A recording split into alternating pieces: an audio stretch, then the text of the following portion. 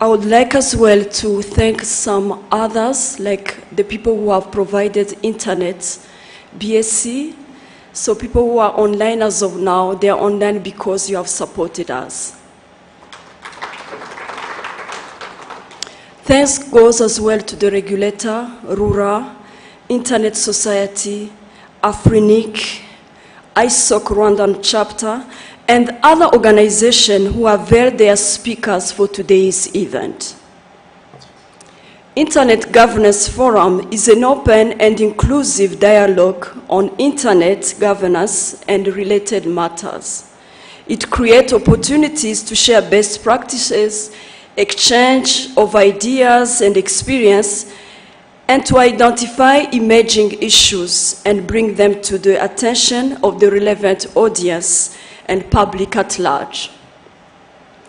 This interactive platform provides also an opportunity for networking, collaboration, and partnership with different stakeholders and community. This year's edition is convened as a hybrid event with both physical and online participation. Participants are drawn from various sectors, including government, private sector, civil society, media, academia, and general public.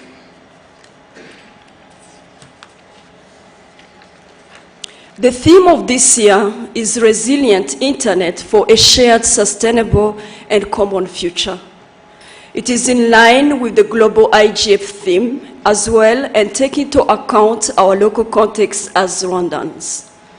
Internet resilience is a collaborative effort calling for the implementation of global standards and norms, increased responsible digital tool usage by usage, continued development of robust infrastructure, and adoption of enhanced safety and security measures. We all recognize that internet connectivity and access have become prerequisites for ensuring the livelihoods, safety, and education of people worldwide. While majority, if I can say 2/3 of the world's population is now online, there's still a lot more to do to get everyone connected to the internet.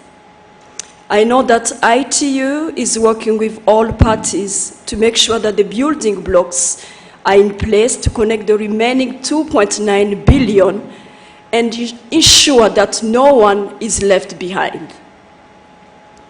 We will hear more with our first panel, what Rwanda is doing in line with connecting people and access to information. Next, we need to avoid fragmentation. This has become an increasingly hot topic with many potential types of fragmentation that could arise, including fragmentation of technology in use, fragmentation of commercial markets and systems, fragmentation at the policy level as well. Work needs to be done to understand and address the issues leading to fragmentation, which is what our second panel will elaborate more. In addition to this, we will have different presentations aligned with the 5 themes drawn from the Global Digital Compact in the UN Secretary General. The success of this event and your presence today is indeed a demonstration of the unity, the willingness, and commitment of all stakeholders in the sector to engage and continue to work together on issues that are important for all of us as Rwandans. We are committed to developing an IGF 2022 program that builds on last year's success and brings us closer to realizing a resilient internet for a shared, sustainable, and common future. Thank you.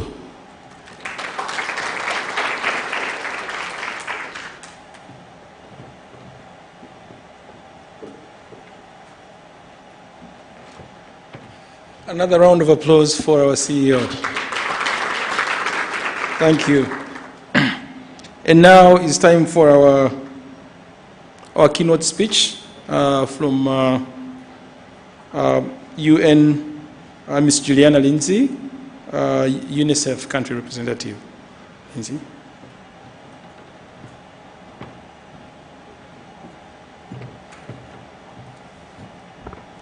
Good morning, Waramutse. It's a pleasure to be with you here this morning. Thank you so very much for the invitation. Ladies and gentlemen, Honorable Minister, senior government officials, all protocol observed. I would like to bring you greetings from the Resident Coordinator of the United Nations, Mr. Ozonia Ojielo, who is not able to be with us this morning. You may wonder, UNICEF, children, what does that have to do with the internet? But we actually, as you can imagine, and I'll tell you in a minute, children learn about the internet at a young age. And so it's very important that we make sure that all of these issues are put together as we think about the internet. You know, the global IGF has 5 themes this year: on connecting people, on data governance, on fragmentation that was just mentioned, on safety and security, and also on the 4th Industrial Revolution, AI, etc. So I'd like to put these themes in the context of 3 principles that are in the digital roadmap of the UN Secretary General. And those 3 principles are connect, respect, and protect users when they're using the internet. So let's talk a little bit first about connectivity. We just heard that at most 2/3 of the world is connected. And that's a challenge. We need to get everyone else connected to the internet. But in Rwanda, the internet penetration is about 31%. But interestingly, the DHS, the Demographic Health Survey, has some very useful data on this that breaks it down by women and men. And it tells us that about 12% of women say that they used the internet in the last 12 months, versus 23% of men. And when you look at that by wealth quintiles, poverty analysts divide the population into 5 quintiles, with the top quintile being the wealthiest, the bottom being the poorest. And in the bottom quintile, 1% of women and 3% of men use the internet. 1 to 3. And in the top quintile, so the wealthiest 20%, the figures are 45% of women and 63% of men. So even in the wealthiest 20% of the country, we only see about half the people using the internet. So we've got a ways to go. But I tell you, I was so encouraged at the recent Mobile World Congress here in Kigali. Many of you were probably there. And at the opening ceremony, we heard so much from the companies, from Minister Paula, from others, about the importance of getting everyone connected. And that encouraged me because it wasn't just about connecting the wealthy, which is where many of the companies may initially see that they get their revenue. It was about connecting everyone to the internet, which I really appreciated. Ladies and gentlemen, one potentially game-changing connectivity project that we are working on is called GIGA. It's together with the Ministry of ICT and Innovation, with the Ministry of Education. BSC is one of our main partners on it. And the aim of GIGA is to connect every single school in Rwanda to the internet.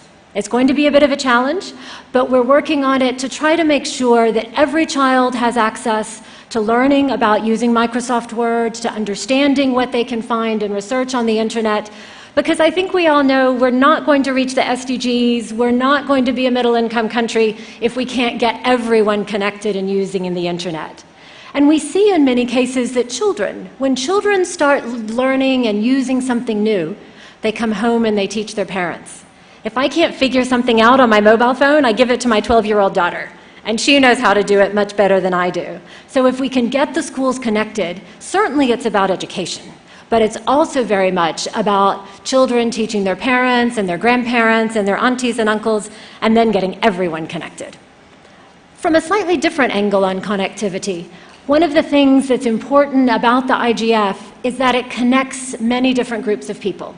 It brings together government, very importantly private sector and tech entrepreneurs, civil society, users. It's really one of the strengths of the IGF, bringing all of these different entities together. The second principle that I mentioned I wanted to talk about is respect. This relates to the ability for users to express themselves freely, for the unfettered exercise of democratic and political participation for everyone experiencing the internet without fear of harassment or discrimination. And of course, this relates particularly to children. And that relates, of course, to the last principle, which is protect. Last year, one of the major themes of IGF was child protection online. And I'm very encouraged that since last year's discussion, we've made some real progress here in Rwanda. There's a child online protection policy lab now to fast-track policy implementation. There's a cross-sector technical working group to provide technical guidance. And there are also draft guidelines for child online safety in schools, which have been drafted. So this is a great example, I think, of discussions at IGF then turning into action. Because that's what we all want, right? It's not just about a talk shop. It's taking those ideas and putting them into action. Ladies and gentlemen, even beyond those policies and working groups, many of us are parents. And we have a responsibility, whether it's teenagers or kids start using the internet even younger these days, at 6, at 8, at 10, at 12. So we have a responsibility to talk to our children about what's on the internet, not just about protecting them from online dangers, but also about the dangers of peer pressure, of how many likes am I going to get if I'm on Instagram or if I'm on TikTok, because that puts incredible pressure on young people, sometimes to stay online instead of having physical contact with their friends. And this affects girls in particular. So I would urge all of us, I have a daughter myself, and as I think about bringing her up, I think about what do I need to tell her, how do I need to orient her, so that she has those wonderful person-to-person human relationships that all of us grew up with, and that she benefits from the fantastic opportunities that the internet offers. So ladies and gentlemen, more than ever, the COVID-19 pandemic made it clear that internet access is increasingly simply necessary for entrepreneurship, for commerce, and for us to reach the Sustainable Development Goals. And that, of course, requires private sector engagement, which we clearly have. It requires development partners, which we clearly have. And it requires government regulation and guidance, which we also have. So we've got all the ingredients of this recipe. And this is indeed the strength of the IGF, that it brings together all these important partners. So finally, in closing, I would like to reiterate the United Nations collective effort to continue working together with the government and partners to ensure that the fundamental principles of connect, respect, and protect are always at the heart of giving everyone access to the internet. Murakoze cyane.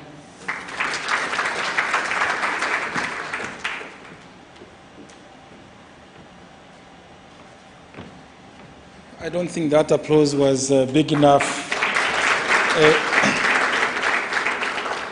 Thank you for your very, very warm and very assuring remarks to the audience today. Without taking too much time, it's now my humble privilege and honor to invite the Honorable Minister to come here for her keynote speech. Honorable Minister.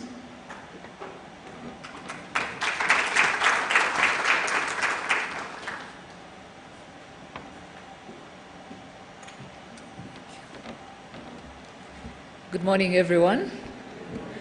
Juliana, I had to rewrite my notes after listening to your keynote address. Director General of RURA, CEO of the National Cybersecurity Agency, Juliana, the representative of UNICEF, and since I wasn't here very early to see whoever walked in, ladies and gentlemen, so that I don't forget of a few of you. It's my distinguished pleasure to be with you this morning as we officially open the 2022 Rwanda Internet Governance Forum. And I think the CEO of Richter rightly said it, when you look at the theme of resilient internet for a shared and sustainable common future, it ties very well into the annual IGF meeting that will be happening a couple of weeks from now in Addis Ababa. But it also speaks to the need, but also the collective requirement for all of us to really find lasting solutions to turn some of the ideas into action. Let me start off by commending Richter for, being at the core of organizing, the annual Rwanda Internet Governance Forum, but also making sure that every time we meet, we are discussing the pressing needs of the times that we live in, and also making sure that we stay accountable to some of the things that we commit to doing. Juliana mentioned some of the topics that we touched on last year, including child online protection. And when you said, if anyone is wondering about UNICEF and children, I think that was a good segue to really underscore why everyone is important for such conversations. When the Internet Governance Forum was established in 2006, the main objective was to give a voice to everyone in the industry on public policy issues relating to the Internet. And also by seeing the diversity of representation within this room, I think we've achieved that, and we need to bring many more people at the table to discuss these pressing challenges that we are all dealing with. Our reliance on digital technologies and the Internet has never been higher, and this highlights the need for not just the Internet, the use of the digital technologies, and the investments that we're making in the digital economy to be resilient. Resilience has been a crucial feature for the Internet since the early days, and we could all agree that given the pandemic that we've gone through, but also given our recent experience that we've all shared, that more than ever we needed to see the infrastructure, the Internet being resilient, and we can also agree that it was able to withhold and withstand some of the pressures that came with dealing with the pandemic. Though there has been significant progress in driving connectivity, we still have 2.9 billion of the global population that is still offline. And more than 90% of that 2.9 billion is in the developing world, is in Africa, which means the challenge to make sure that all of those people are coming on board, have meaningful access, and find the services affordable is something that requires collective effort, that requires the partnerships that we will be able to build within this room. Everyone deserves to access the opportunities that come with the digital world, and it's our duty to ensure that connectivity becomes universal, becomes affordable, becomes accessible, and the advancement of this agenda remains at the heart of every conversation that we'll have today and that we'll continue to have in different forums. That being said, connectivity in itself is not enough. We must also ensure that it's used. We must also ensure that it's meaningfully used, that it meaningfully creates impact for our people by empowering our people with the right skills, with the right tools, with the right knowledge, with the right content that really ensures that we truly are achieving meaningful access. Recently, we revised our national broadband policy. It was launched last week at the Mobile World Congress event that was hosted here. And this policy seeks to find ways that we can ensure that that meaningful access is happening, to curate all the partnerships that are needed to really resolve on the challenges that will deliver on meaningful connectivity. All these efforts are not in vain. Without the consideration of governing data and protecting privacy, a critical aspect of connectivity that has both technical and commercial implications, but also human rights implications at its core. While data sharing is important for innovation and to improve information accuracy, data protection is crucial, but also provides the right balance between building trust for our people, but also encouraging cooperation. The Internet Governance Forum provides for an open platform, equal conversation, and I would like to invite us to take advantage of this unique platform where we can share ideas and best practices on how we can preserve a secure, accessible, and sustainable digital space for all. The reason I said I had to revise my notes, Juliana, and that's totally fine. It also means that, like minds across the room, everyone is thinking about the same things. As you talked about connecting, protecting, and respecting, I'd wanted to speak to the 5 themes that we are all very aware of around this theme, which is really connecting people, but also at the core of that, thinking about the human rights and the need to be able to ensure that we provide a safe space whether a similar space for our children, for example, that they would interact in online, similarly to how they would do it in the offline environment. I think one thing to also underscore, which is one of the thematic areas, is how do we avoid internet fragmentation? And that's another thematic area. How do we ensure open access to the internet? I did talk about governing data and protecting privacy, so I will not overemphasize that. Enabling safety, security, and accountability, but also how do we leverage the different emerging technologies, AI, robotics, Internet of Things, and all of these are the core of making sure that we can afford to deliver meaningful access and secure access to the internet. So I'll not take long because I know everyone in this room will be having conversations around these same themes, and I wish you impactful and fruitful deliberations today. Thank you very much.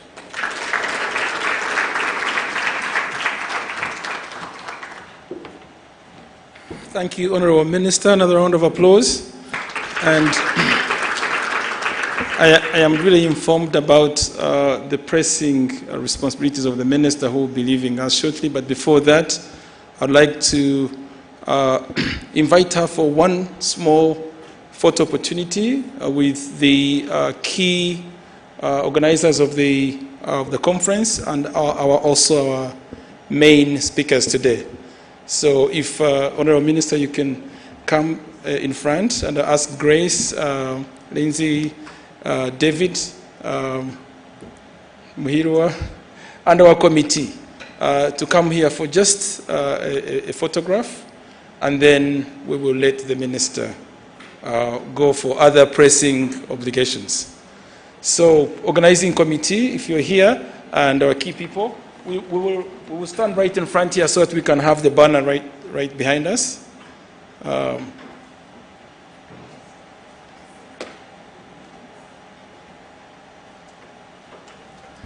Manzi Olivier, Geoffrey, Norman is here, thank you. Wherever you are, please join us.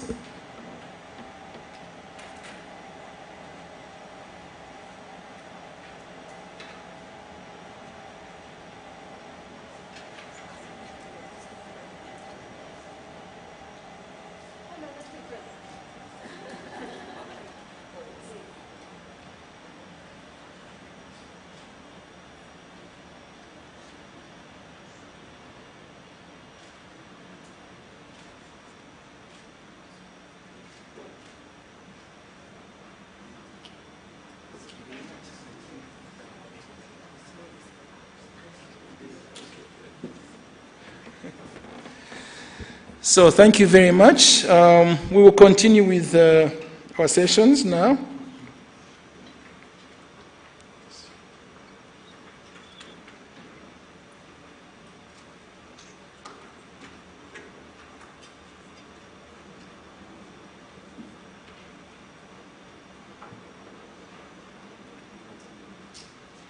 Yes, we'll be continuing with our sessions about connecting people. Like I had told you before, we have one of the most exciting moderators. This is going to be a very exciting session. And without wasting so much time, I wish to invite Jackie Lumbasi, who is going to be moderating our first session. And Jackie is going to invite her panelists who are going to join us. And Jackie, please take the seat. Thank you very much.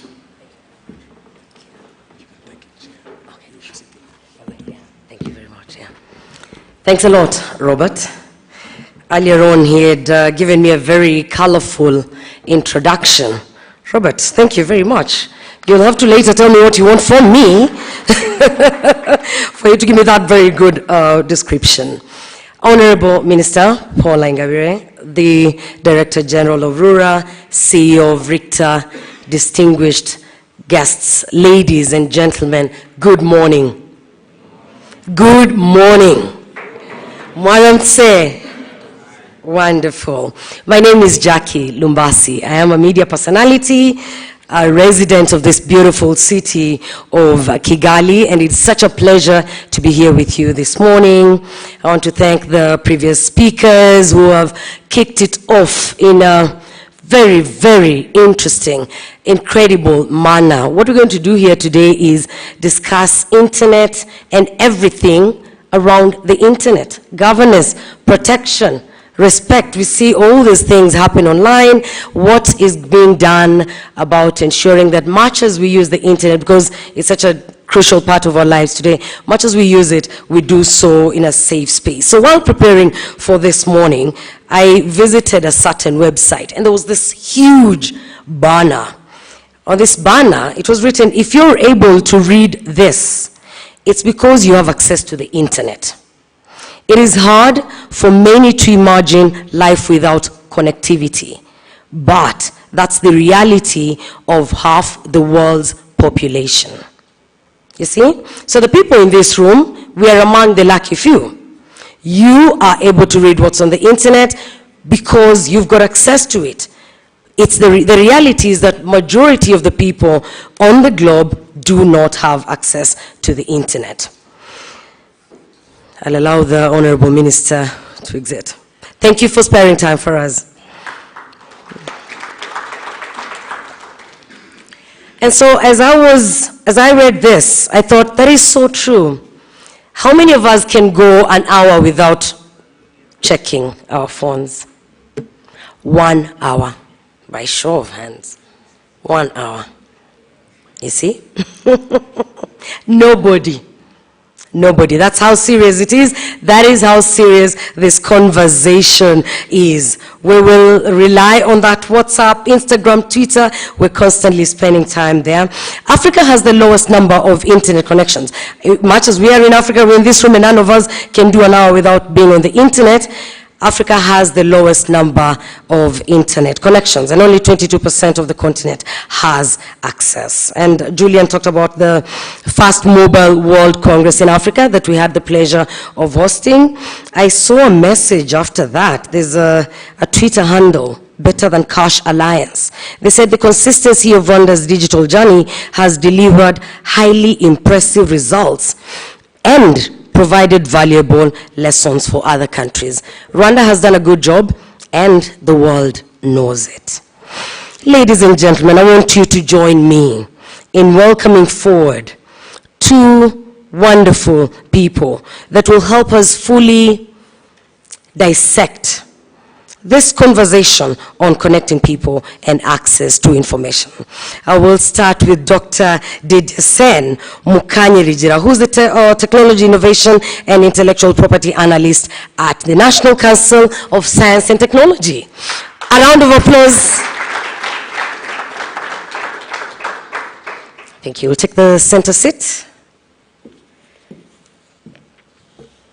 Thank you, Dr. Didesen. And next is wonderful friend of mine, Victor Muvunyi, Emerging Technologies Senior Technologist at the Ministry of ICT and Innovation. Please, let's welcome him. Thank you very much. Now, let's follow the conversation. Let's make sure we prepare our submissions. We want to make it as interactive as possible, so take down those notes. You have a question, you have a supplementary message, please note it down, and we will give you a chance to give that to us.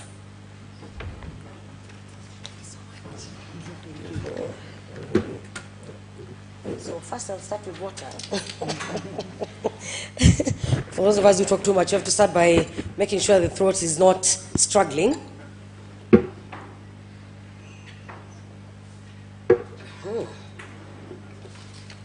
Good morning once again. Are we well?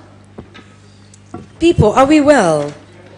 You know, let me tell you something. For a conversation like this that could end up being very heavy, you don't want to start it on a dull note. Yeah? So we've had breakfast. We have come here with the purpose of learning and sharing ideas and best practices. We've got to make sure that we are at our best. Dr. Didesen, thank you so much for sparing time to join us this morning.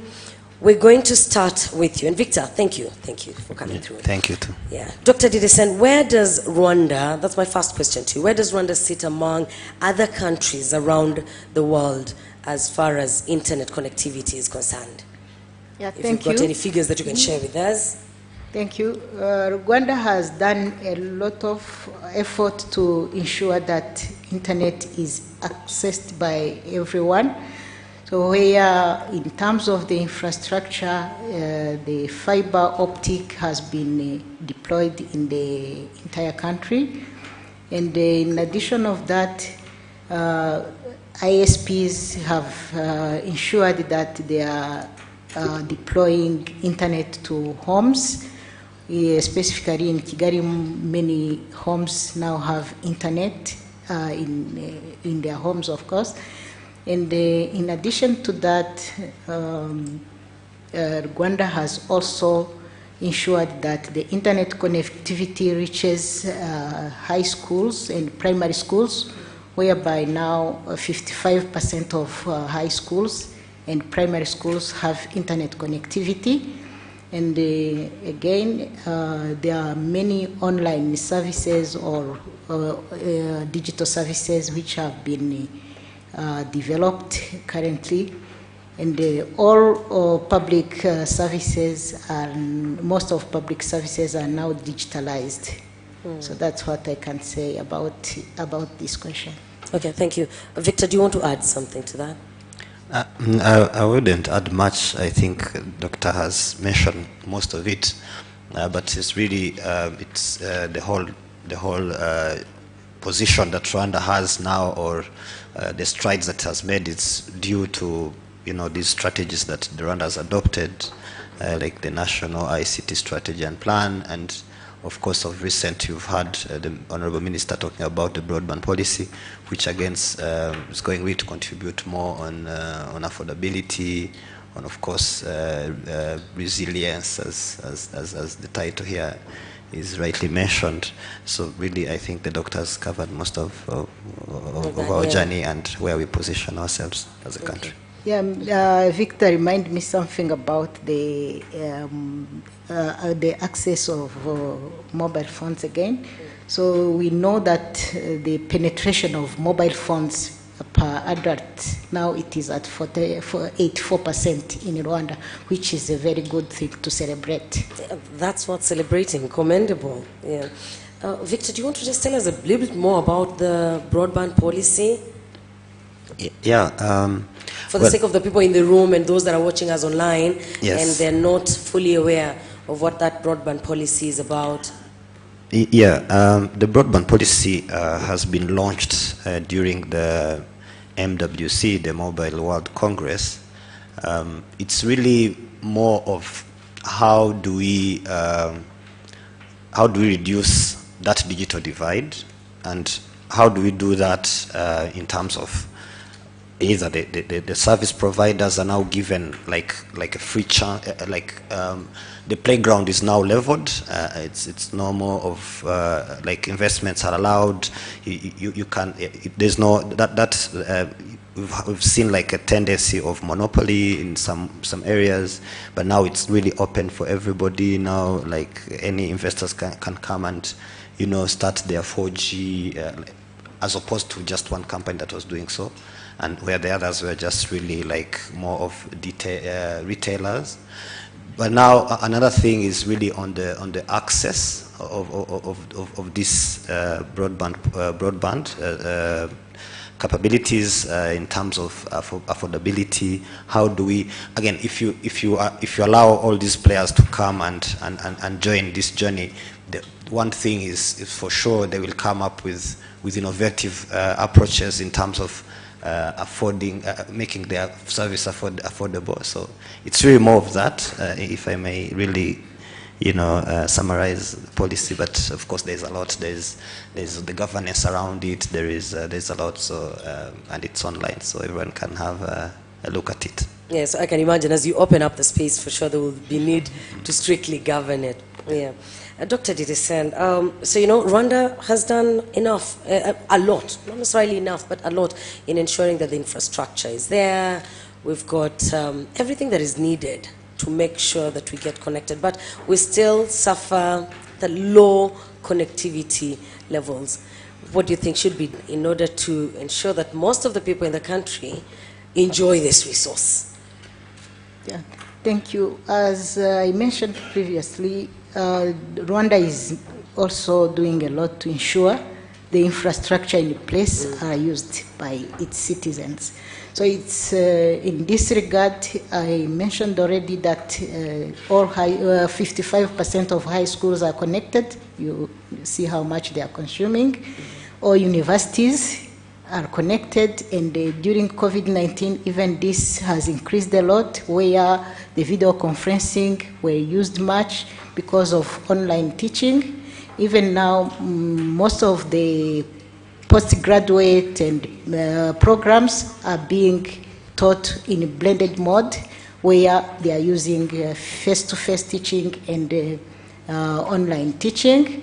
So in addition to that, again, there are many services coming in place, so whereby the public services are digitalized, as I mentioned earlier. So, and again, the private sector are also going in that line, where they are digitalizing their services. You can see that all mobile banking, they are being done using internet, they are online. And in addition to that, there is this home connectivity, where we are being connected. So you can see that those will increase the use of internet. Yeah. Okay, so with all that being done, the infrastructure is there, as you've said. We've got all these secondary schools and universities using the internet, public and private offices. What would be hindering the full access then? Because we don't earn the same. We could have schools connected up country, and yet they cannot afford the internet. So what is being done then to make it possible for a school far away from Kigali, which could access it but does not have the means to do so? Affordability. Yeah. So with that, as you know, the mobile phone, many people in the cities own the smartphones. But in rural areas, there are few people owning these smartphones. So there is this initiative of the government of Rwanda to ensure that every citizen has a smartphone. So that will also even increase the use of internet. And again, there is this use of digital skills, whereby most of the people in rural area do not have skills even to use the internet or to use online services. So in this regard, the government of Rwanda is used through Ministry of ICT, is hiring the digital ambassadors who will be teaching digital skills to citizens. You know, I'm glad that, Victor, I'm glad she brought that up. Yes. Connect Rwanda, I was going to comment on it. Yes. Because I remember that time when phones were being distributed, it was a good thing, a great initiative, and people were appreciative, but they raised a few issues. Some of them were maybe too poor to use these phones, and they would ask, so you've given me this phone, but between buying airtime and buying airtime, data, and food, what do you think I would prioritize? And then the skills as well. So did you stop at just delivering the phones, or did you go beyond that? And do you continue to interact with the beneficiaries of those smartphones? So because they're not just for calls, they can do so much more. So what have you done to make sure that they're fully utilized? Okay, maybe that's more of a perception, and that was a real perception even in the first place when this program was kicking off. It was like, okay, so you're going to give the most, the challenged people. I hate the word poor, but they still challenged people. Like, you're going to give them this smartphone. So after, what are they going to use? How are they going to use them? How beneficial are these gadgets going to be to them? But one thing that we've come to realize is that actually these phones are being used, that to begin with, and the data is... They're being used. Yes, the data is there to prove us wrong or right. But another thing is that we've also had other programs to follow this program. You've heard of the Twagie Cashless. where like we're really trying to approach this, the merchants, the common person to start using digital services such as the mobile financial services. We've been working with private sector into all this, either to the distribution of funds and the cashless. And even the numbers like of recent have seen that really we've increased like something in a week. We've increased something around, it used to be something around 300,000 transactions. Now it has been 400 in a space of something like 3 months or something. Yeah. So it's really, you've seen like there is a trend, and of course this is not something that can be achieved. We don't expect everything to be very good at the beginning of all these initiatives, but we are seeing where the trends are. The data is there to back this up, and we've seen really a lot of our stakeholders, our private sector is really engaging into this, and this has been really playing a very crucial role into all this journey of digitally including our people and enabling them to get all these services that even now we are getting online, such as government services. So yeah, this is really, it is something, and to follow up on your question when you talk about now, what happens after these GBs are used up, and yes, but this is exactly that. It's really more of showing that kind of value into this internet, into these smartphones, and then the common person will understand really that they don't need to travel long distances to get the services that they can just get to the comfort of their home. Or even better, they can even try to sell, try to create businesses around these gadgets that we are giving them. It's really like empowering them. It's like giving them a bank account. In let's say, you can imagine really, it's you cannot sell your bank account, would you? No. Okay, thank you. I was in a village not long ago, just a few weeks back, and this village is not far from Kigali, about 1 hour, 45 minutes. And Victor, the people there don't have mobile network. So you're doing all these good things, there's data to confirm that the efforts are being made, but what are you doing? Because the data could be from an rural, but an urban area of that rural place. So a place that is 1 hour, 45 minutes, why would they wake up in the morning and they cannot access Irembo, for example? Okay, good that you've done that, and this is something that comes up, and I hope it's not a general problem. I think it's not a general problem, but the mobile network operators are aware of this, and this is something it's a joint effort. And in the audience, there is RURA that are re-regulating all these utilities in terms of re-ensuring that these services are being accessible everywhere. But what I can tell you is that I've also experienced some of these things, some of these bad experience, I may call them like that, but funny enough, you find like 4G is everywhere. For instance, if I'm really going up country, the only thing I do is I switch to 4G, and I get the throughputs that I can get even here in Kigali. So you can see that there is that we are actually leapfrogging, if I may call that. We are moving really from 3G to 4G to rural areas. So now the challenge is now how we're going to make affordable the smartphones to access the services for the people. So really it's more of that, but again, as you rightly mentioned, there's a lot of efforts that should be done. There is a lot, there's room for improvement, if I may say that.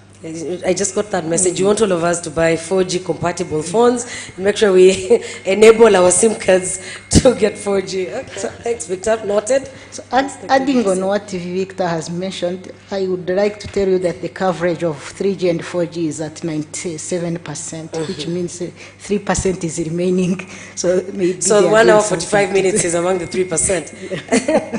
That's not a good thing. Okay, Victor, how does, now away from connectivity and all, how does internet support the growth of industries, new industries in the country, and innovation as well? Yeah, thank you. Thank you for the question. How does internet improve innovation? What is the role of internet into innovation? So it's actually, it's almost like talk internet, I listen innovation. Why? With this ever-evolving business conditions. Business conditions have been changing, like of recent. Now with COVID, we've seen a lot of changes, and one thing is for sure: if the business are changing around, and you cannot physically, you cannot geographically change, or even so. But with internet, there is an opportunity to work together, even in a remote way. So you find that really this is more of the changes that are happening into the world and the businesses and that require innovations. So really, internet is really like it's like a helping hand into this. How would you survive if you have a business that was depending on just a few customers? Now you have customers all over the place. The competition has ever grown. So really, for you to even expand with minimum or with little finances, the internet is there for you. And you find that people are even working on the same project. Like really, they're working on the same project, and they can, be done with that project and move for another project with the different players on different projects. So it's really more of, they create, they disrupt, and they create other companies in a go. So really, you find that innovation and internet is really, it goes hand in hand. Yes. Yeah. Dr. Didesen, you want to add something on what the government is doing to support innovators? Yeah, there are initiatives the government of Rwanda is doing through the Ministry of ICT, if I'm not wrong, and also through the National Council for Science and Technology, where those two institutions are funding innovation projects. Most of them are technological solutions which come to solve the challenges our country is facing. Thank you. I would love us to take a moment and move away from the panel and come to the room. If we can get 2 questions, at least 2 questions, 2 quick questions. The first 2 hands that will go up, I've seen 1, 2, and that's it. That's all the time we will have for questions.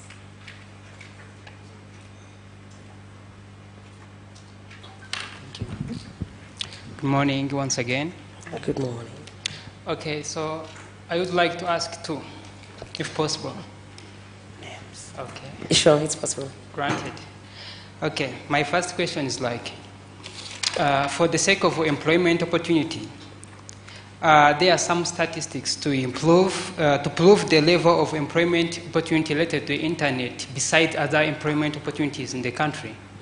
So the second one is, we know that Rwandan youth is the upcoming future of the country. And we do really rely on the internet during research. And the internet is still at the high price. So are there some implementation in place to reduce the cost of internet for us to afford? Thank you. Thank you very much. The second question? Sorry, second person. What's the name of the gentleman? So that. Yeah, what's your name? My name is Morris. Thank you, Morris. Yes, thank you so much. Introduce My name yourself, is Elisha Clever, the CEO and the founder of the DHP platform. We are transforming digital literacy into intergenerational learning toward a sustainable heritage preservation. I'd really, first of all, to thank where we're reaching so far, regards to how we really are implementing the digital transformation. But I'd like to ask, as demonstrated that most challenges we the youth facing are due to how we get influenced by digital trends.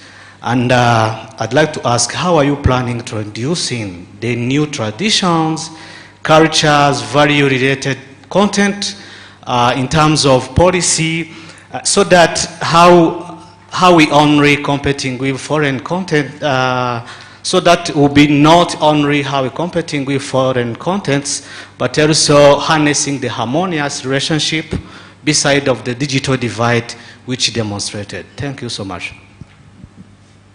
Okay. Do you want to start with his? Yes.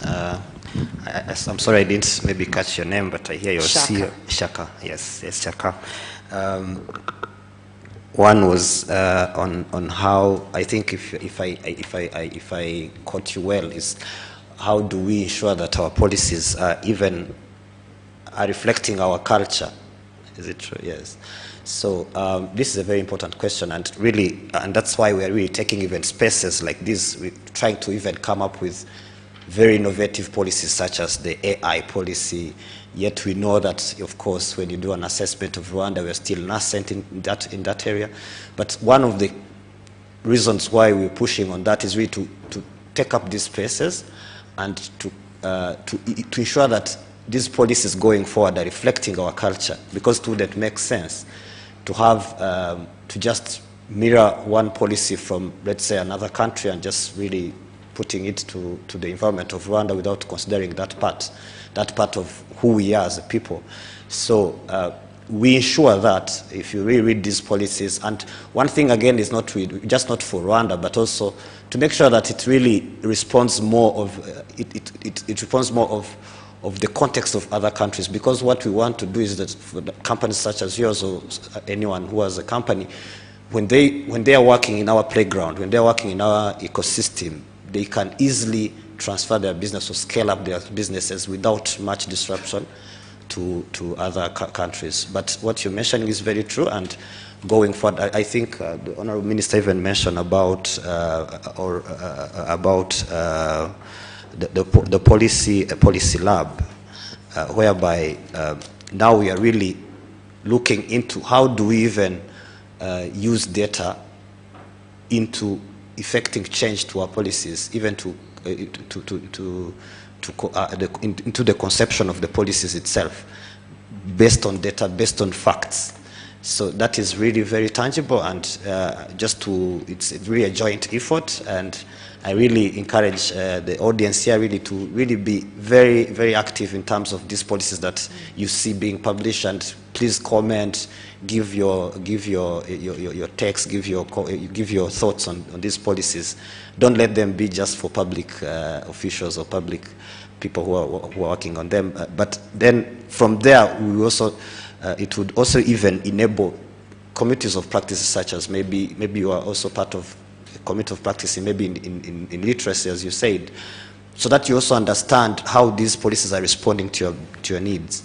And this can only be achieved when we see a lot of people really commenting, reacting on these policies, challenging them, challenging the status quo. So thank you. Okay, Dr. Didison. Yeah. So I would start with the second question of Morris. Yes. So he asked about Rwanda youth rely on internet, which is expensive, if I remember well. So it is true, the internet is not that much cheaper. But again, looking at how it was in 2010, where 1 megabps could cost 250,000 Rwandan francs, now it has been reduced considerably, where you can have internet access at home, maybe of 40 megabits per second at 45,000 Rwandan francs.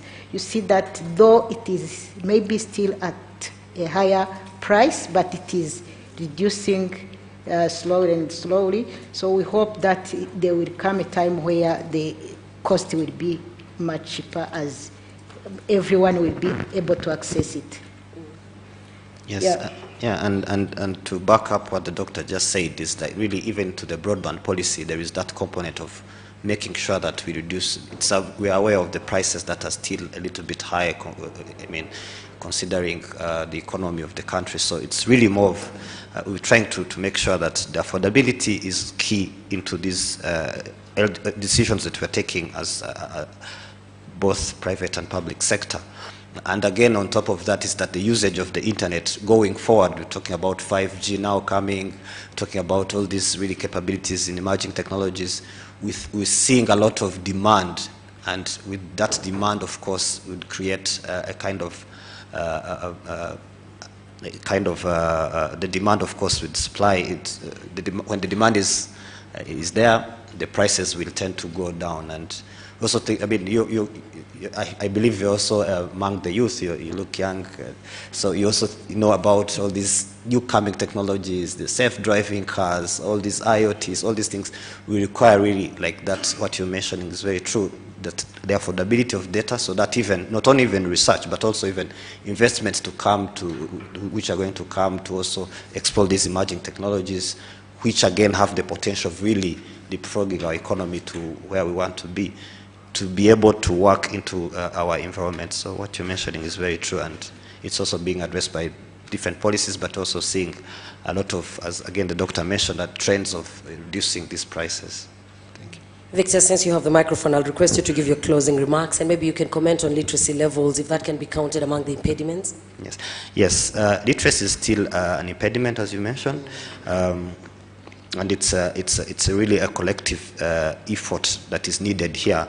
We have the Digital Ambassador Program at the ministry, and here is really, if no one knows about, I think many people knows about this program, but if there's people who don't know about it, I'm just briefly, it's really more of the youth who are really into those communities. They're teaching the common person, their neighbors, their moms, their relatives, how to use internet, because going forward, this digital literacy is very crucial to even access like the basics, the basic services that even government provides. And this is really more of their rights to be able to access these services. So literacy is not really something like, but it's a must-have. And this should really be taken we should take responsibilities, both the private and public sector, to ensure that our people going forward can use even these services that we are putting into the that are exposing to them. So, sorry. Thank you very much, Victor. Your closing remarks, Victor. So, I would like to say that though we mentioned about the digital device, access to mobile phones, I would like to mention that we've realized that in a survey we conducted, we realized that women are much vulnerable on those gaps. So therefore, I would recommend that whatever we discuss here, took into consideration to reduce that gender gap. The reduction of the gender gap. Thank you so much. A round of applause for our panelists, Victor Mvunyi and Dr. Didosan. Thank you so much. Thank you. Another big round of applause for these very good people. They have done, I had warned you, I don't think we could have got someone to do justice to this discussion than the three members of the team who have just been here. Driving to school yesterday with my niece, she told me two things. She said, "Uncle, how come when I'm on my phone, I see content that is relevant to me? You know, like I see dresses, and I see toys, and I see all these kinds of things. But each time I get daddy's phone, all I see is Arsenal, and I see all the footballs and everything." He said, "How do these phones know what content is where?" And to explore that topic is David Kanamugire, the CEO of NCSA, who is going to tell us about big data, open data, artificial intelligence, and God knows what. Thank you, David.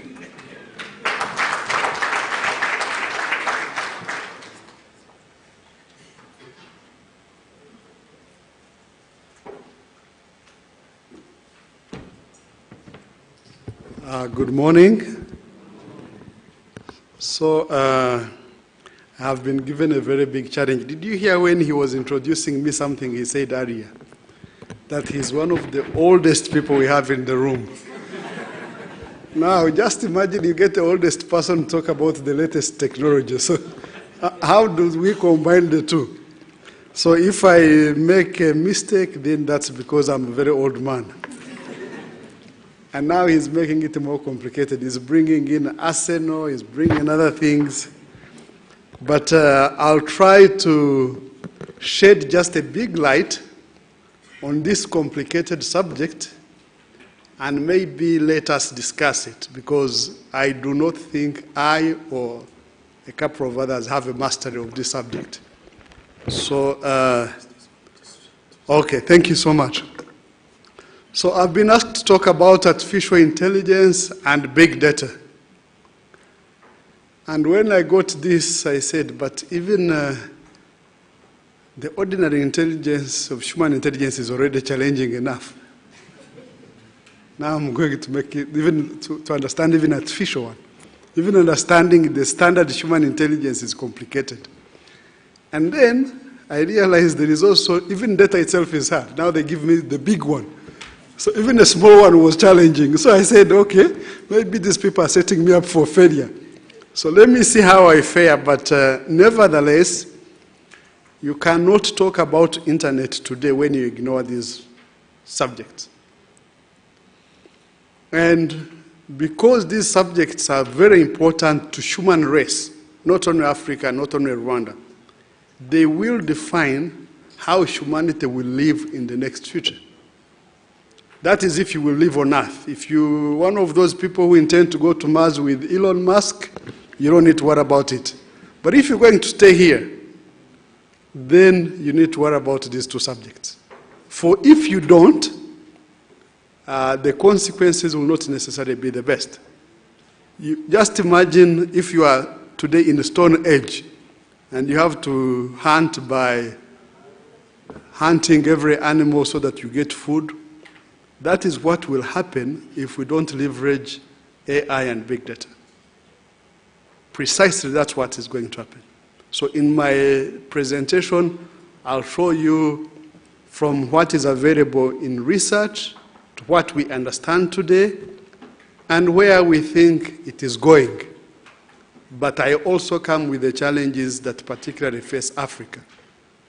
Because as it is happening, we'll ask ourselves, are we players, are we observers, are we at the mercy of God, or anything in between? So where do we start? So I'll start by a simple thing. Generally, technology changes human life. That's the way it is. And if you don't follow technology, you're likely to stay behind.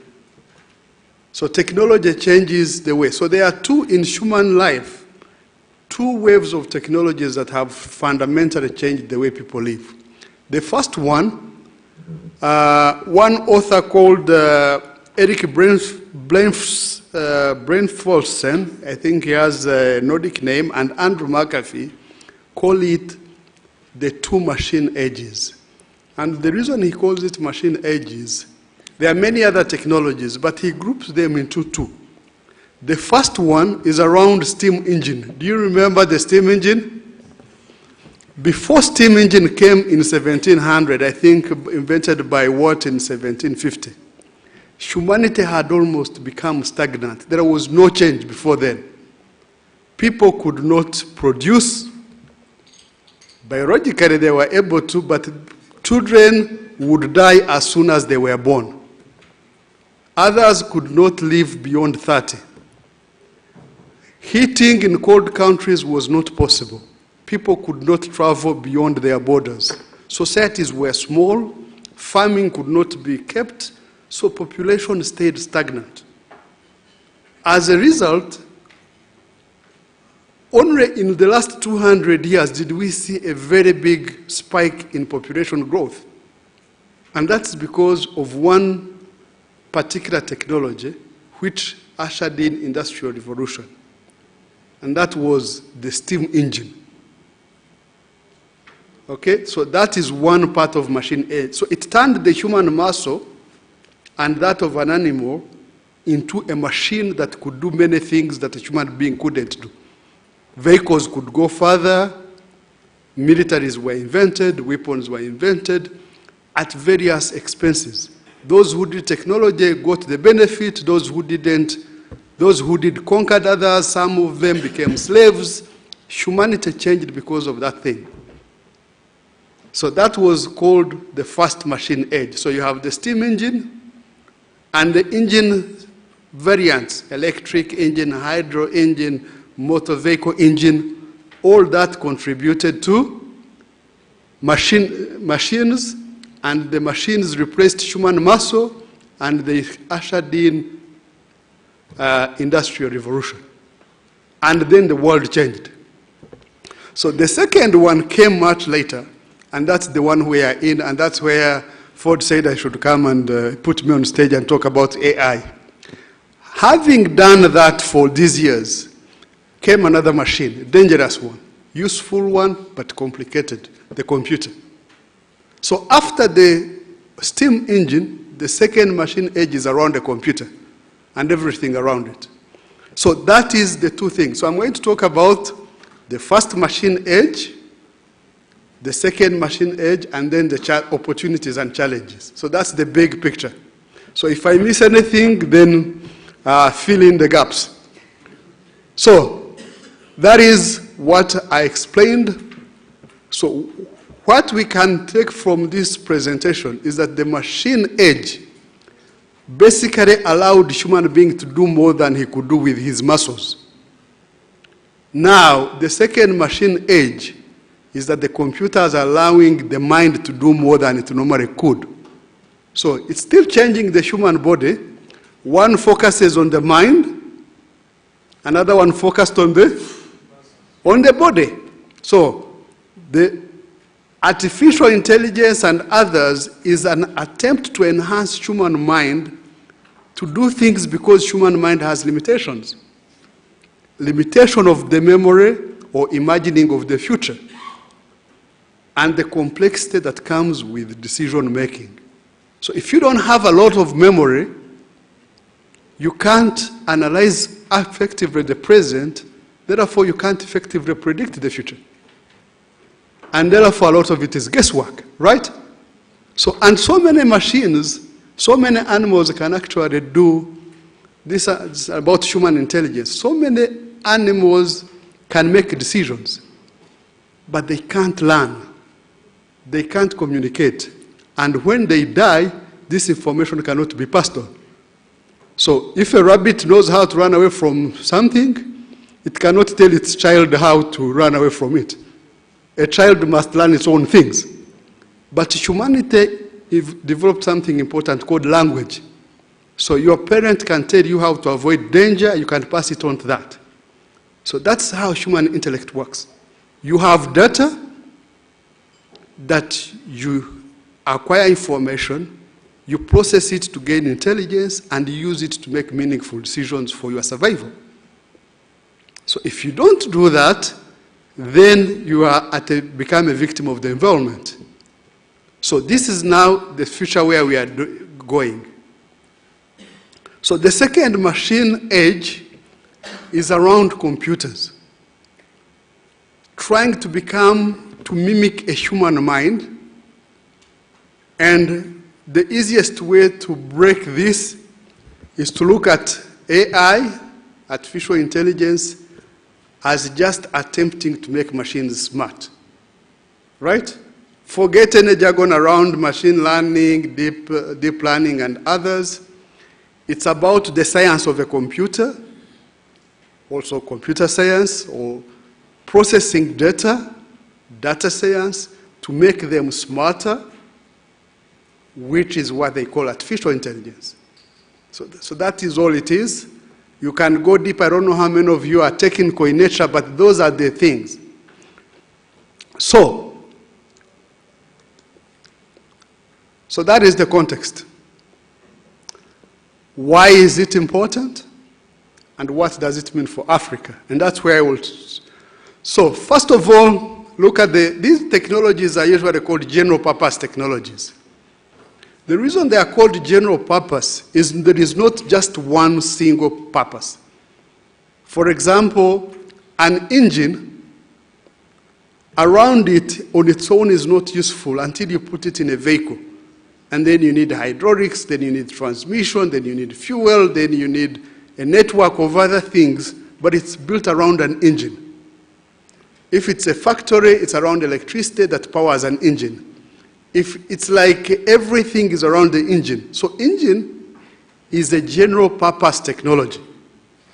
You can use it in electric power generation, you can use it in a car, you can use it as a motor, you can use it as a dynamo to ride a bicycle, you can use it as an engine of air conditioner, you can use it to cool a computer.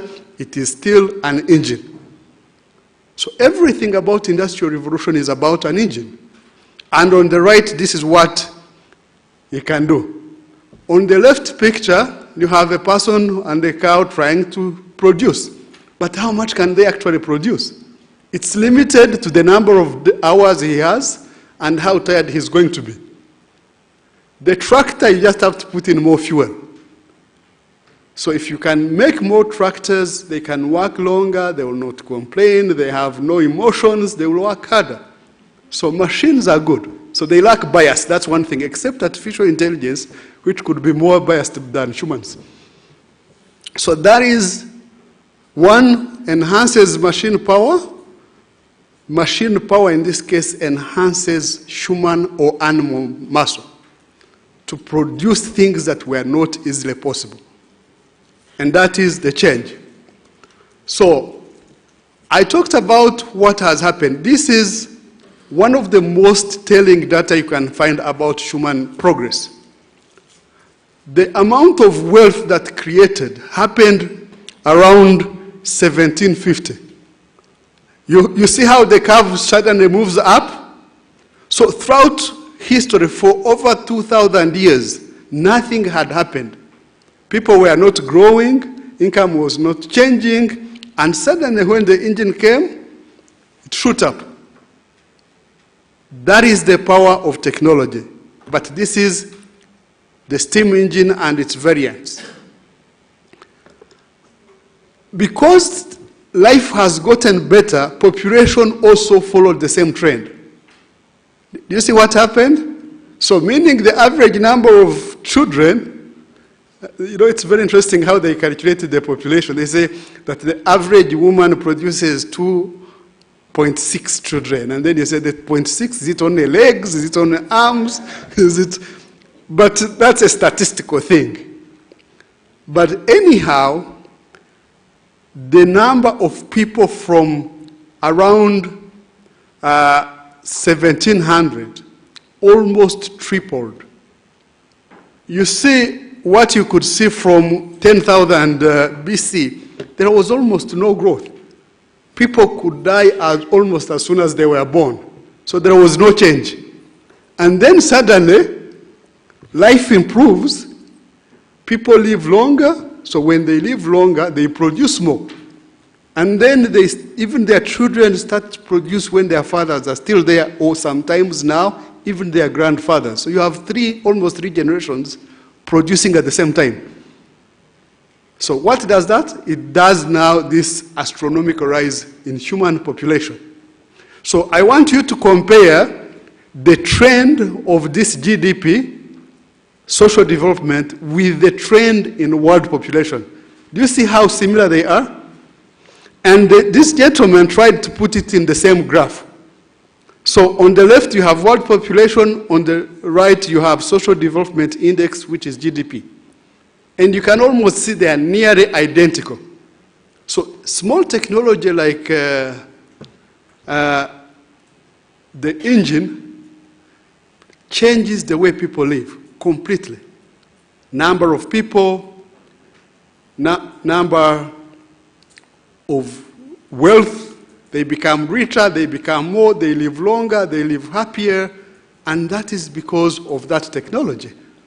So technology has a tendency to grow gradually and then shoot up suddenly, as if nothing was happening in between. That's the nature of general purpose technology. So you would say, what has been happening? So this knowledge is incremental, but it does not shoot until something happens.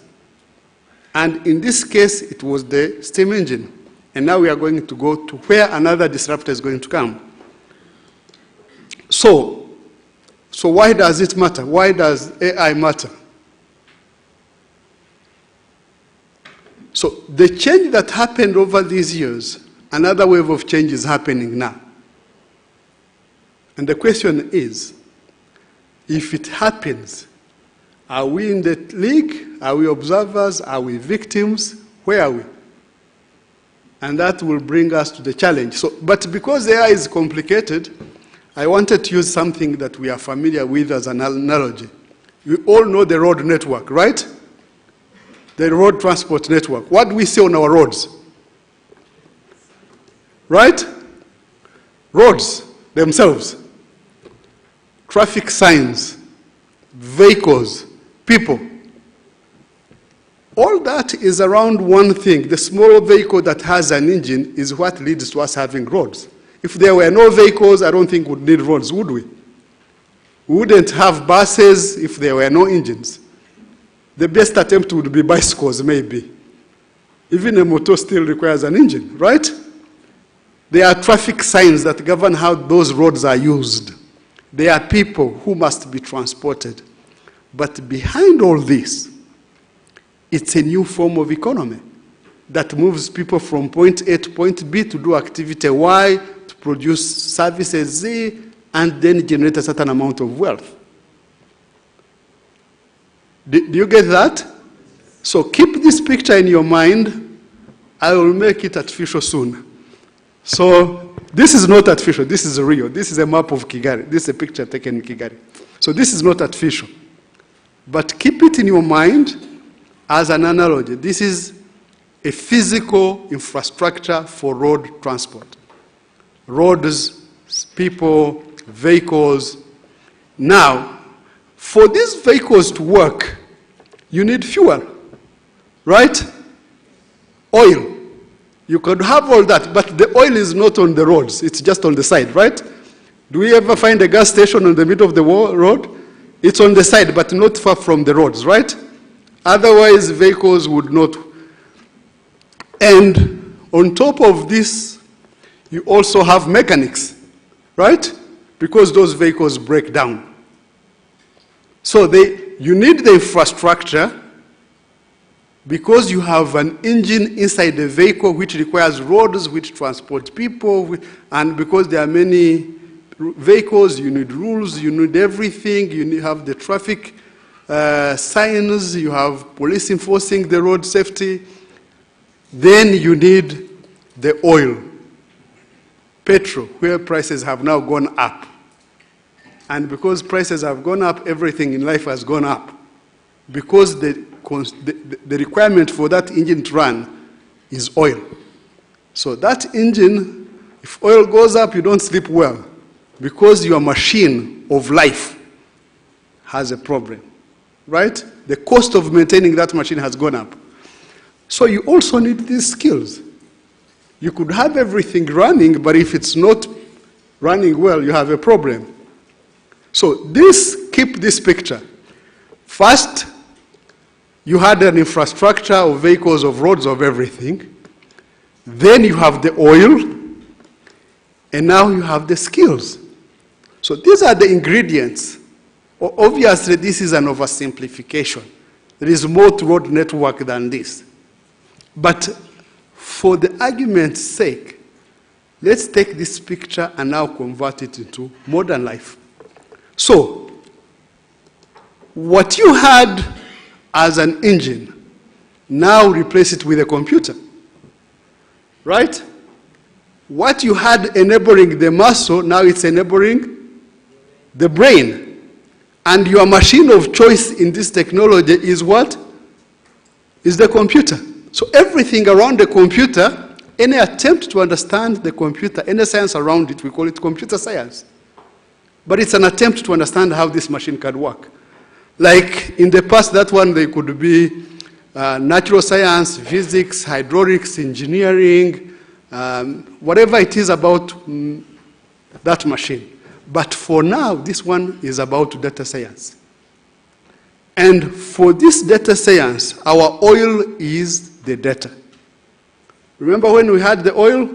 This time the oil that goes into the computer is the data. And what we get out, like the engine could turn things around, this one generates new economies that were not before available. The example you are giving, prediction of your interests based on what you see. So that is the role of a computer. So the central machine in this second machine age, or others call it third industrial revolution, is the computer. The ability to take large chunks of data and try to mimic a human brain to make decisions, to make inferences, to make patterns, to understand meaning, and do things that the mind normally could not do. Because the mind has two limitations. One is the size of the memory it can keep. Our brain consumes more energy than the entire body unless you are running. Or you are likely to forget. Or you are likely to be influenced by biases. So the computer seems to be efficient at this, but not at everything. So now we say, what is artificial intelligence? So remember, the science around understanding a computer, we call it, and the science around understanding data, the oil, is called, you know, like oil engineering and oil science? So this is now data science. It's trying to understand the data. Is it structured? Is it unstructured? Is it hybrid? Is it, well, can it be processed? Can it be stored?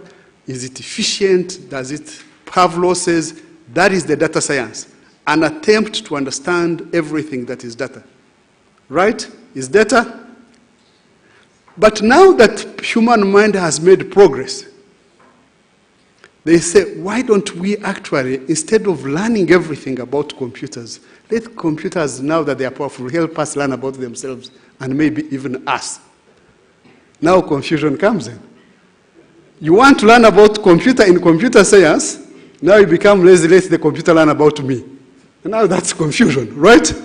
So let's now understand these three things. And that's the confusion. If we go beyond this stage, we are likely to find this interesting. So first, artificial intelligence is part of an attempt to understand the science of data, right?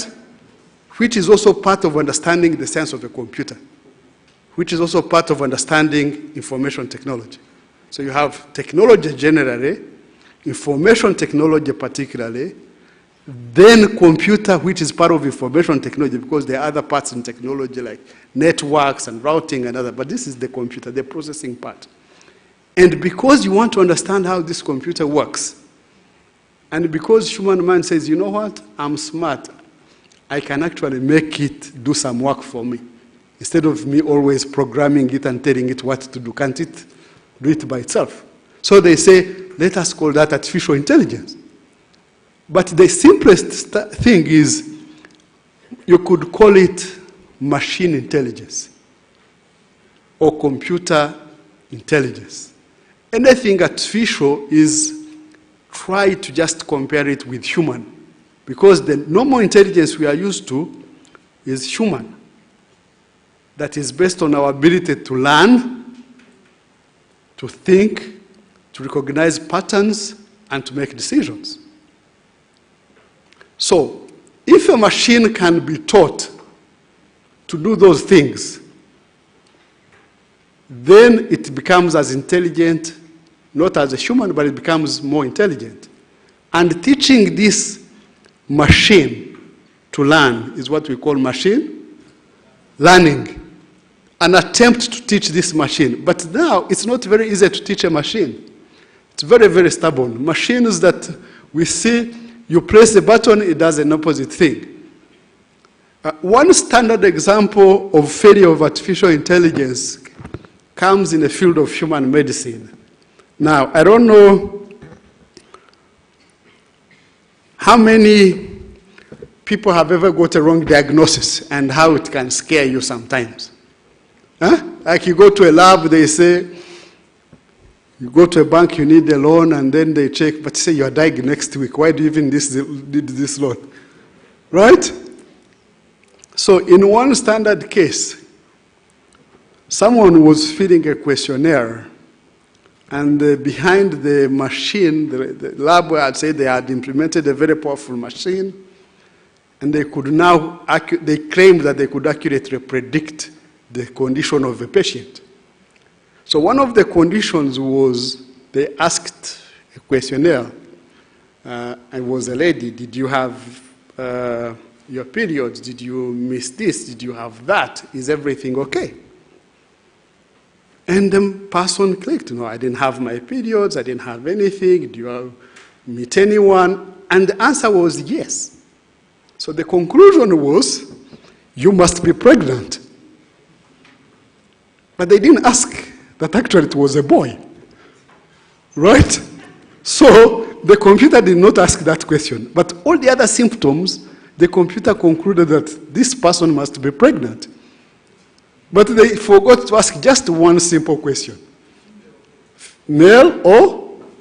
And then suddenly this man says, no, now I have a problem. Now I'm going home and I'm pregnant. How am I even going to explain it to my wife? Right? So I think he was very, very, very confused. So computers still have limitations because they cannot think about every single possibility. But because you can train them with more models, then they can get smarter, but not. So the second one, so the big difference between the two, normally you give data and rules to a computer and it gives answers. So with machine learning, you just reverse the two. You tell it the answers through training models, you give it data, and then it comes up with the rules. Then it applies these rules to make predictions. And that's all it is. So there's nothing more complicated than that. So what would then be implications of all this? What do you think would be the implications?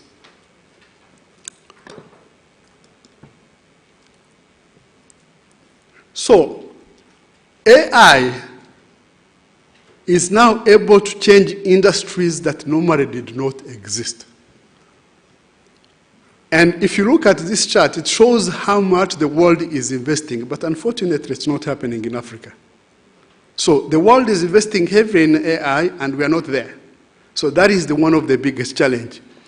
The other big challenge, you see this economy. These are huge businesses. I do not know how many of these are in Africa. All of them are powered by AI or big data. So when it comes to big data, it means every activity you do with your computing device generates an enormous amount of data. And the challenge is we do not have access to this data ourselves. So a company like Facebook has more data about people in a country than that country itself. Do you understand what it means? Like imagine if Facebook knows more about you than you know about yourself. So they are able to actually channel their adverts, but they are more than able to know more about you. They know your history, they know the history of your friends, and the friends of their friends, and their interests, and what they studied, and what they... Sometimes we trust these machines more than we even trust our partners. I don't know how many people would volunteer to say, look what I've been searching. Most people would not do that. But Google, you trust it, right? But you can't trust your search results with someone, right? So you trust a machine, and you can't even trust. So that now goes into the cognitive domain. So we are not effectively contributing in this economy. And that's a big economic challenge for Africa. So some of the challenges is AI is increasingly changing at a rate that we cannot follow. Remember where we looked at ordinary cars? It's very easy to start making a small engine and do others, but because there is zero cost of replicating data, like if you want to make another vehicle, you set up another factory, but for data to multiply it, you can multiply it 20 times at almost no cost. So if you're already slow, then you will not even catch up. Do you see the challenge? So if you can't catch up with the machines, which are slow, you will not catch up with AI with that exponential growth.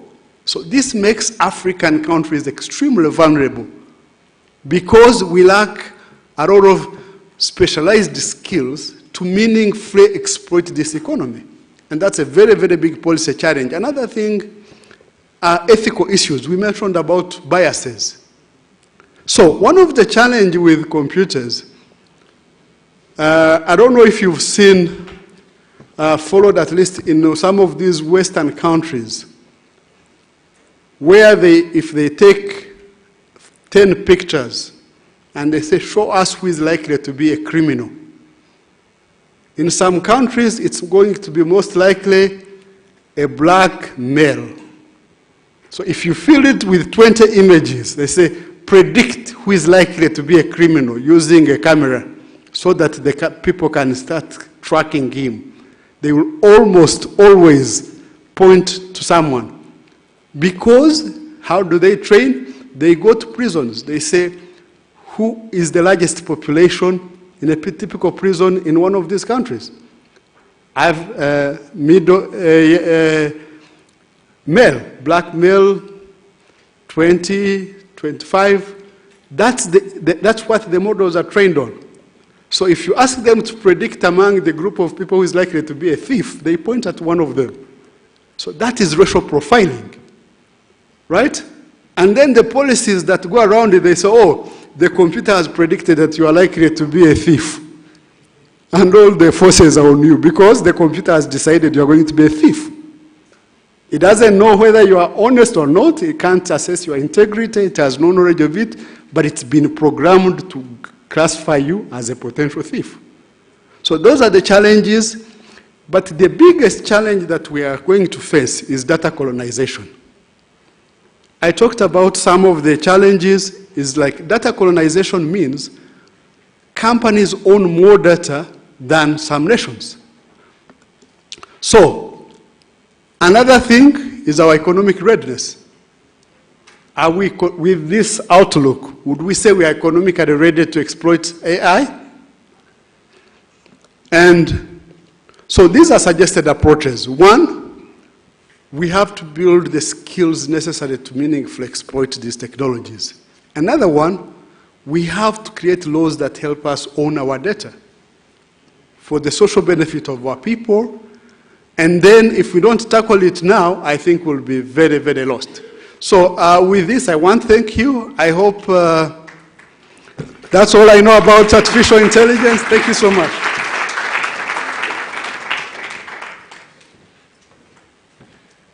If I were here, I would still keep clapping until he sits down.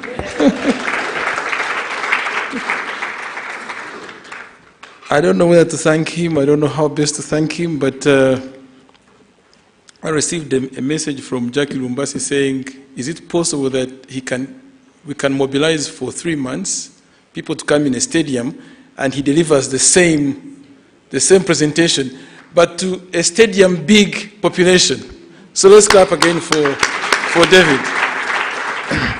Even when I took my computer class and I did artificial intelligence, I didn't have a better teacher to deliver it like David did today. I think I understand it better now than I even understood it when I had paid for it.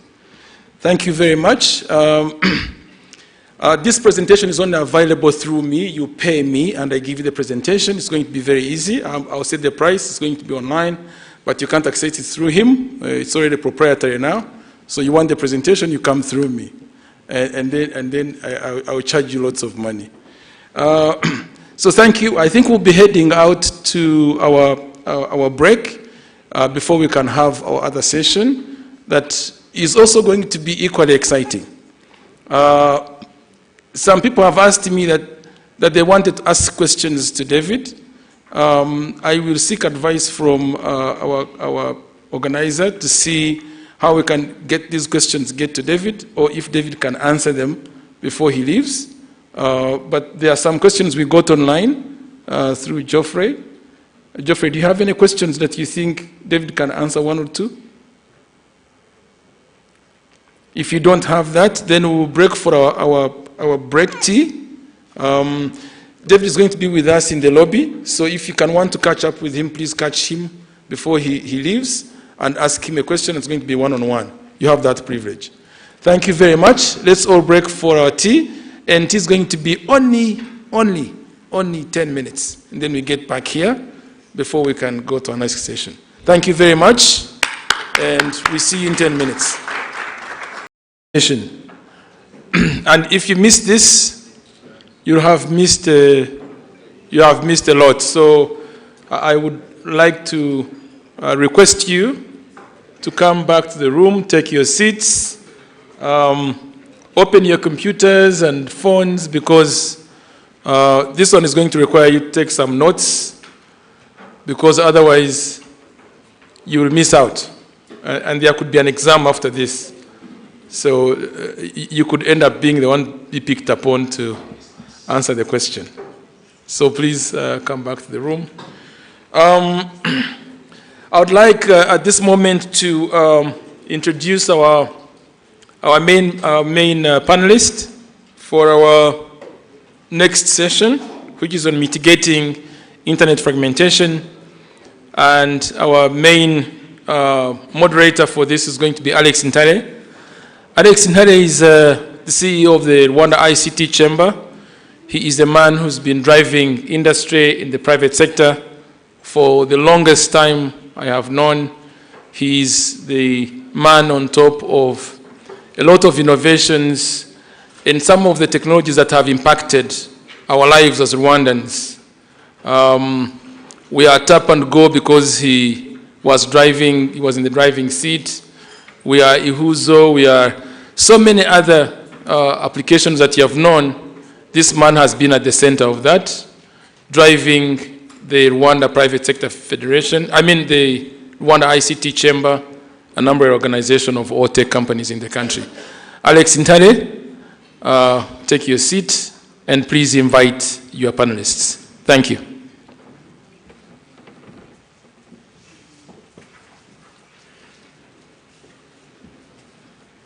So, funny enough, he's one of my panelists, and he has gone to sit.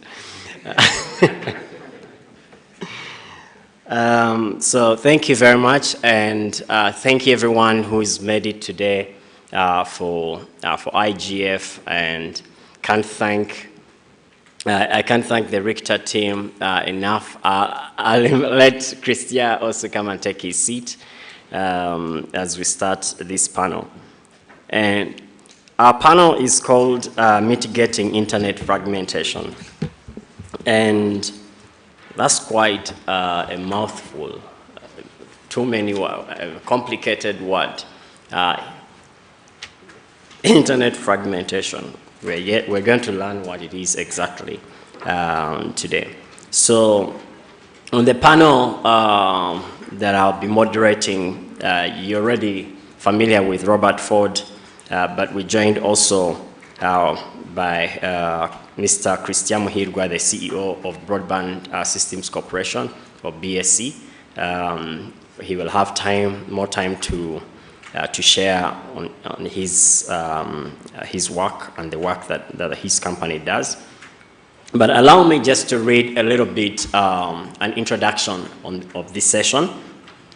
And here we go.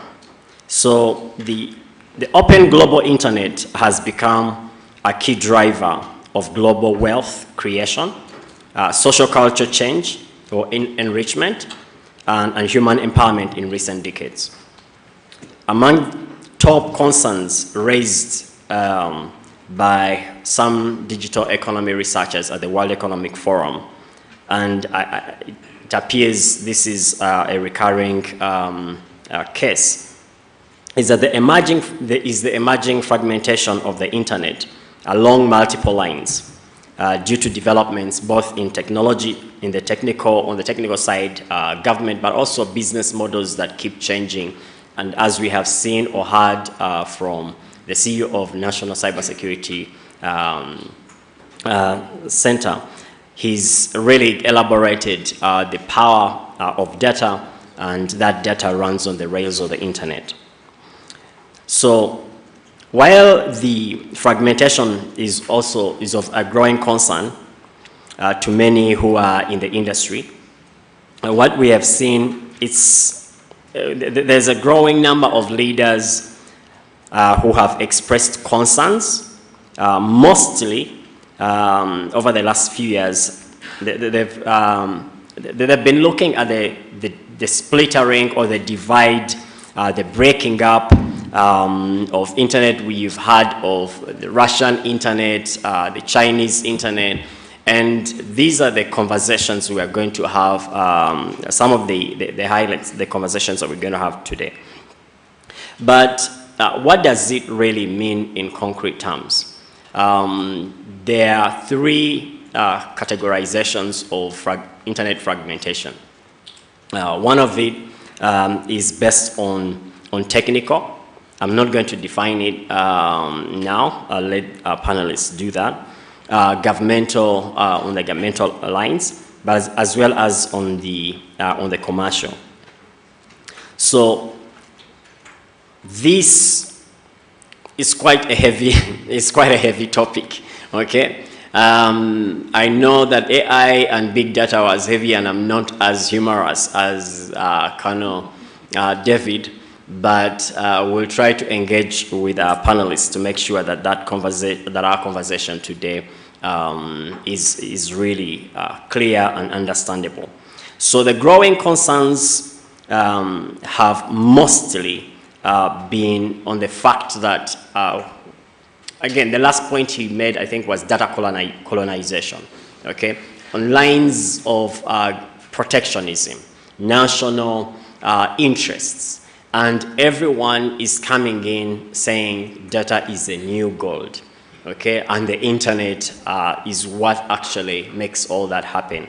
So I'm gonna take a seat, and then as I take my seat, I'm gonna ask the CEO of BSC to give a small introduction, but also just in layman's language to help us understand what really internet fragmentation means before we go into mitigating it. Marcos. Thank you, Alex. Good morning, everyone. We're still morning. Yes, good morning. Am I on? Yes. Internet fragmentation. I think it's a fancy term, excuse my French, Grace, but I would like to believe that fragmentation, internet is made up of multiple networks. It's a network of a data center in Kacyiru, for instance, that is plugged onto BSC or MTN's or Liquid's network, the same that is connected to the global internet. So fragmentation is when there is lack, partial or total connectivity to some of these resources that should have been otherwise available on the internet, on the network of networks. That's it, simply put. So it's lack of connectivity, partial or total. Okay, so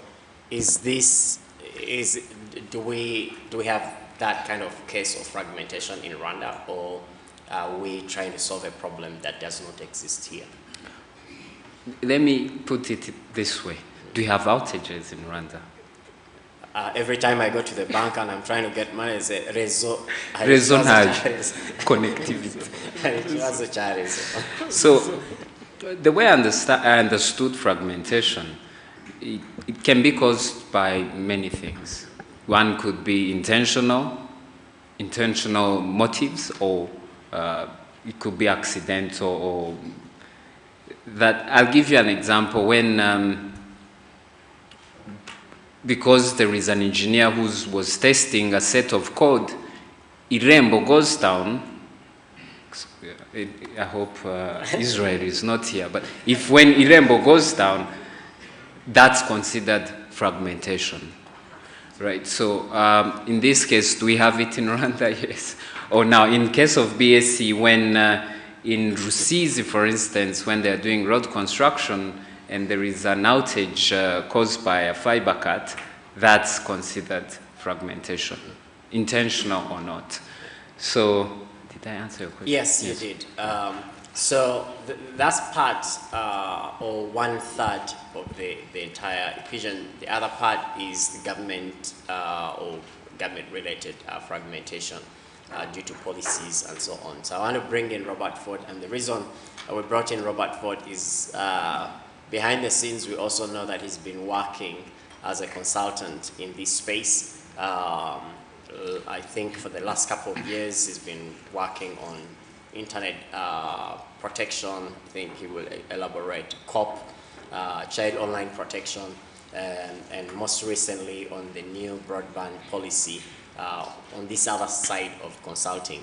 So, Robert, the government recently, actually last month, if not last week, launched the new broadband policy. How does this policy respond to what we could have considered maybe government-related fragmentation? In the previous slides, previous panelists talked about the fact that the previous policy had a structure that was not favorable to some to participate. What are your thoughts? Thank you, Alex. When I was growing up, my father told me to avoid two most important things. One was not to be in politics, because he told me it is very dangerous. And second, he told me not to study anything else other than computer science. And I followed in suit. So my father gave me a very good warning. So Alex puts me on the spot to talk about government. If we can try to contextualize internet fragmentation to the conversation that we're having today in relation to government fragmentation, I'm so glad that Christian has just clearly elaborated or explained to us what internet fragmentation is. For most of you, you must have heard in certain countries around us in Africa or even elsewhere,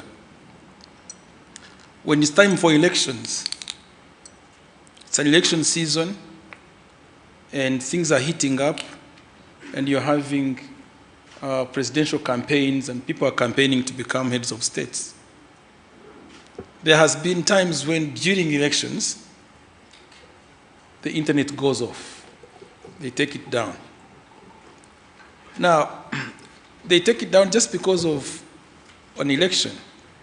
But I need you to imagine how many things go terribly wrong because there is no internet.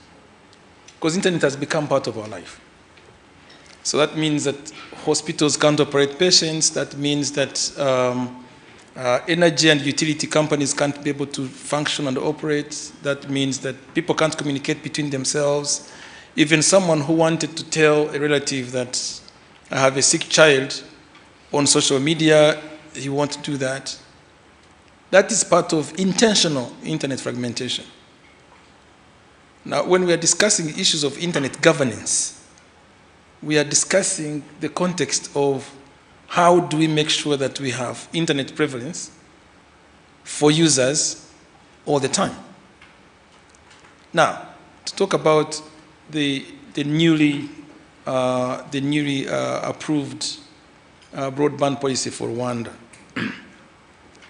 The new broadband policy comes in place and in time to solve an array of issues that have been prevalent in the internet space, where you would find that you have the service providers in charge of broadband.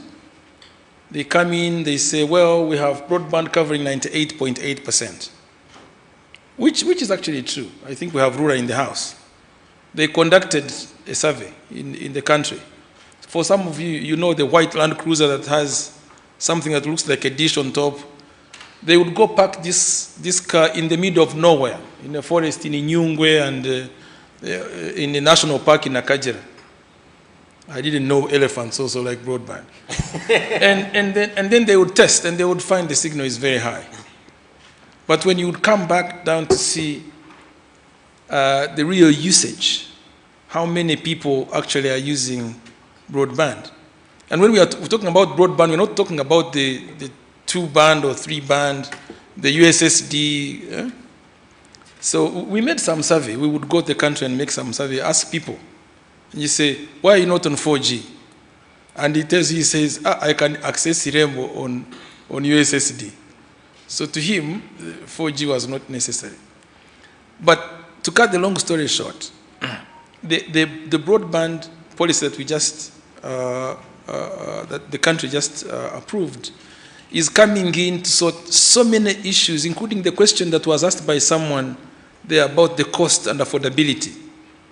Because now it's going to be open, because now you will allow in more players than we already had. So the competition is going to go high, and therefore the prices will go down. So in pursuit of economies of scale, people will bring the prices down. You have more people having little profit, but having more people. So I don't know if I answered your question, but I wanted to first show that fragmentation in the context of our discussion here is that the bad fragmentation is actually where it is intentional by government. So if I follow up with a question, are you saying that the new policy opens up for more players? We thought earlier on that the previous policy actually was also intended to open up for more players. How different, where's the main difference that will bring about the change that you're promising? In a business perspective, and that is my personal view, and I'm telling you I'm trying to refrain from politics. In my personal view is that any monopolistic type of business will refrain competition. Because you have no one to compete with. You are a monopoly, you are in the market, so you have no one to compete with. But when the market is open, competition drives efficiency and excellence. You will therefore have less outages than you were having before. Because if it's monopolistic, even when there's an outage, someone will just say, like we now have one electric utility provider, right, in the whole country. If he goes down, we are all at his mercy. He will tell us, one of my engines has gone down, or one of my turbines at a hydropower plant has gone down. And we are not okay, but we are fine to wait for as long as he will take. But if you had 10 in the market, and you at one outage can compel you to lose 10,000 subscribers, you won't be going down as you wish. And even if that happened, it's going to be very fast for you to fix. So, Christy, I want to bring you in here, since you're the man who runs a business with a P&L that is to either benefit or lose from this. How do you see the new broadband policy? Again, I'm making this conversation about the policy because this is an Internet Governance Forum. The key thing when we're talking about fragmentation, especially on the governance part, is policies and actions that constrain or prevent certain users of the internet to create, distribute, or access information resources. So from Robert's submission, it appears that the previous monopoly model put a certain level of restriction. How excited or not excited are you, or do you see anything changing in your business? First, as a consumer, I see lots of things changing. Let me keep it to, then I'll get to the business that BSC is involved in. As a consumer, there is something he talked about, a 4G or a non-4G user in a village. One of the reasons that they're probably not on 4G, that one was because there was no content or no relevance, but another one is because there was no awareness. The line of business we are all in, right? Some of us are business people.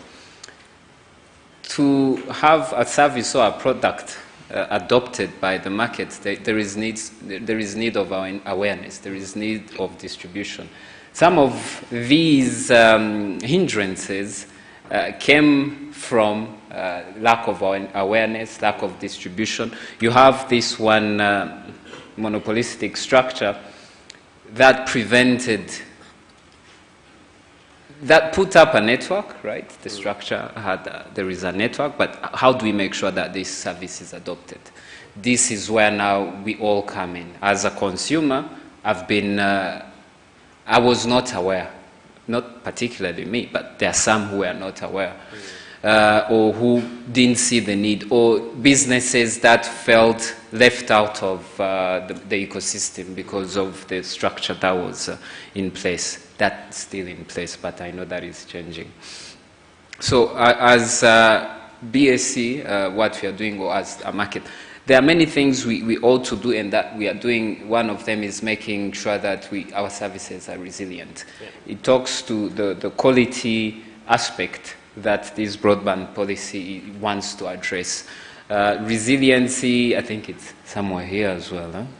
Shared sustainable. I think I saw resilient somewhere. So how do we build resilient? It's the first one. It's the yes, resilient. How do we build resilient infrastructure, resilient services? How are we enticed as businesses to have access to this market when the monopolistic structure does not allow us to? So we are equally excited. But not to say that we didn't benefit from the previous structure. But I think as a consumer, there is more that could have been achieved. So resilience is one. What I think all of us are doing, and together with the policymakers, is to see how we, as a country, our networks or our access to the internet are as diverse as possible. If you read through the policy, there is access to multiple exit or entry points. Today, I think you might know that our preferred or potentially only access to the internet is through the submarine cables that are on the east coast of Africa. How do we make sure that there is more exit and entry points through the west coast or the south coast? These are things that we will leverage on, that the policy, I believe, will, in addition, give us subsidy. I think Rura is here. We have 2% universal access fund. There is also one thing that is very much promoted in this policy is localized content. How do we make sure that content is local? I was just writing that word as a follow-up question. Okay, then let's keep it. No, go ahead, go on. So localized, how do we make sure that we have all this content, or at least that which is relevant, locally available?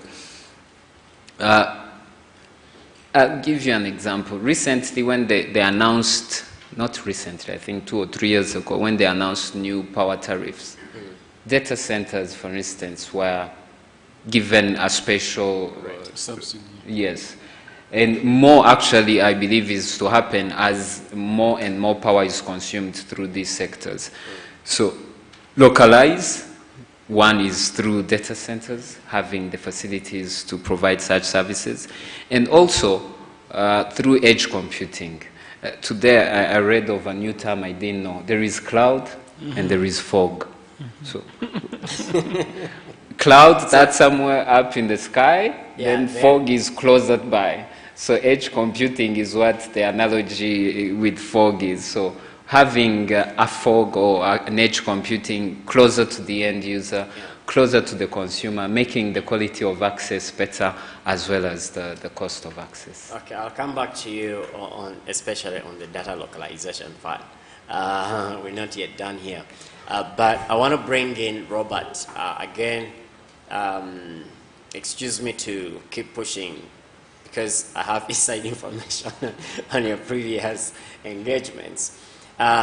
When we talk about fragmentation, one of the elements looks at, say, content, kind of content restrictions that could either involve filtering of content, making sure that certain things are not, certain layers of information are not left to the masses. And I know that you worked on the Child Online Protection implementation plan. Could you speak into when is the fragmentation necessary and when it is not? Because I believe the instruments that were being put in place by the Child Online Protection Policy kind of were intentionally looking at fragmenting the internet, if I may say. Yeah, I think that's a very interesting question, but it looks at a specific demography in society, which makes it an interesting topic to look at. We had the UNICEF. Because really, internet is really open, and it can contain a lot of data and content. Some is harmful, some is not harmful, some is useful, and when I was running the Child Online Protection Policy implementation, I met a lot of challenges, because you would say, well, pornography is not good for children. We need to protect our children from pornography. And then the question would be, so should we take down pornography completely from our feeds, and we make sure that content comes there is not pornography? Which I would have gladly said yes. But then there would be another demographic which says, no, I want pornography, because I'm of the age to access pornography, so to me it's okay. So it would be very difficult on how do you stop pornography for children, and how do you let it open for adults? And yet our society is an infusion of all those demographics. There's probably going to be an adult in every household that has a child, very likely. So then how do you now get into this home and you fragment their internet? And there is a UN standard that has come up, and also at our government level, there has been some regulations that have been put in place to make sure that fragmentation is easy. If you look at all the licenses for TVs that operate here, DSTV, what is this Chinese TV? Star TV. Oh, sorry to use the wrong. If we do have someone oriented to China here, it's not an offense, I'm sorry. We have Star TV, and these are the TVs. There is always that parental guidance where they give you a lesson how to set controls in your home, to be able to set controls so that certain times of the day or night, certain content should not be on television. Even on DSTV, they keep teaching you. They say, have this, you can actually do parental guidance, click here, your password is 000. You've seen that. That is a way to fragment, but in a positive way, to make sure that your cultural values are not affected by internet content.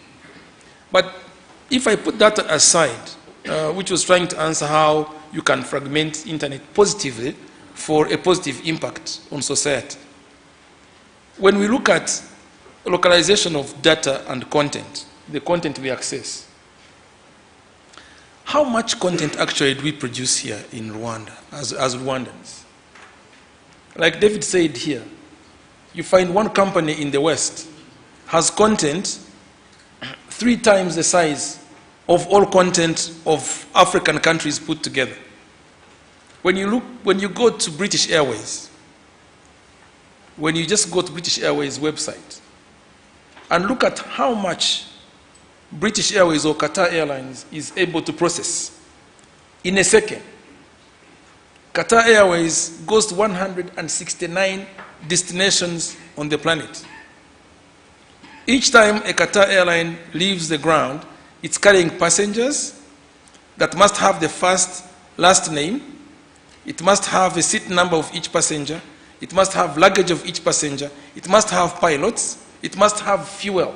It must have food to serve. It must have a routing. When you look at parameters of one plane taking off from the ground, it's so much data. So if 169 planes will take off to their respective destinations, how much data are we processing?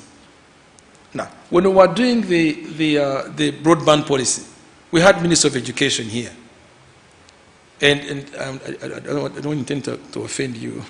Please don't. I don't. But the Minister of Education told us, they said, we pay so much money, which I won't mention, in order not to offend you. But what they get to be able to process data with the amount of service that BSC gives them, it's just not manageable. And that's why we can't even have the national curriculum, the whole national curriculum of Rwanda, online to be accessed by anybody. So you now bring in issues of cost and price, which I don't blame you, which was being dictated by the old policy because of the monopoly. So it was such a huge chronology of issues that were all packed up together. So the ministry had content that they can actually put online. Actually, the Minister of Education has potential. The Dacian was actually the one, the Dacian Dr. Christine, who is on our committee, were in charge of that. The content is there. But getting it online so that it can be accessed by anybody online or even be managed online could not be possible because of BSC and then because of policy and because of God knows what. Okay, so on that, I'm going to bring in BSC, but I think I had a student ask a question. I don't know if it was a student or in the earlier session where they were asking about access to information for research and so on. And I'm also aware of RedNet, the Rwanda Education Network. I don't know if you want to speak into that, Christia, since you're the biggest supplier to education institutions. Thank you. RedNet, access to education content some years ago was priced lower than what access meant for other activities was. So the cost of broadband is really dropping. And I don't see any differentiation, any difference in terms of pricing when you speak of content meant for education and content meant for everything. It's the same cost, but the subsidies that we talk about here, that are made available through partners, the government, the Universal Access Fund, for instance, these are the ones that will enable us to get more connected. There are some ongoing initiatives, some of which maybe Josephine will pardon me. I'm going to put people on the spot in the audience, although we're running out of time. But I think the reason I bring it up, because when we talk about resilient internet for, I think, a reliable, sustainable, and common future, the education institutions, that's what led us. Just to be, I think I saw the tweet from the minister yesterday or earlier today saying that mwarimu yubahwe ya kubera ko niwe yatugize ico turicho. Okay, respect to the teacher because they made us who we are. So meaning that there's a lot of value that is in education. We all built whatever we are out of education, and the internet kind of levels the ground, yeah, and helps everyone be able to access these education resources or learning resources. So that's why I was really trying to see how do we build that resilient internet, say, infrastructure for education. Now, it's still I don't know if that would qualify as fragmentation, yeah, in the sense that commercially, because you've taken out a vertical and you're focusing on it intentionally. But I want to, I don't know, Josephine, if you want to speak into this, and then we'll open up to the audience for comments, questions, and as we close the session. Sorry for putting you on the spot. No, it's okay. Actually, I'm really happy for the conversation that is taking place. Josephine Nyiranzeyimana, I work with RISA. She's the government chief information officer. So, thank right you. person to answer. Yeah, and thanks to Richter for inviting us for being part of this Internet Governance Forum. I think to the point of fragmentation, I think both discussants rightly put it. There's the technical part or the content part, and I think personally I'm not very much worried about the network of networks, because once you are connected, unless, as Christian described, there's some issues around maybe accidental causes that would stop the connectivity. Otherwise, we are very well set, and generally the service is good. But coming back to the content, I think we need to even look further to what we get, as communities, depending on the geographical locations. We all accessing the same content? Are we, as countries, having control of what the people are looking at? And then, are we served equally? I want to give an example where you want to download an app, and then you get a message, it's not allowed in the country you are in. Even if you had money you wanted to pay, you will not get access. So I always wonder, what does that mean? What does that tell us? And I think it comes back to the discussions we've been having. Do we have the right skills? Do we have the right capabilities, both technical and I would say in terms of know-how?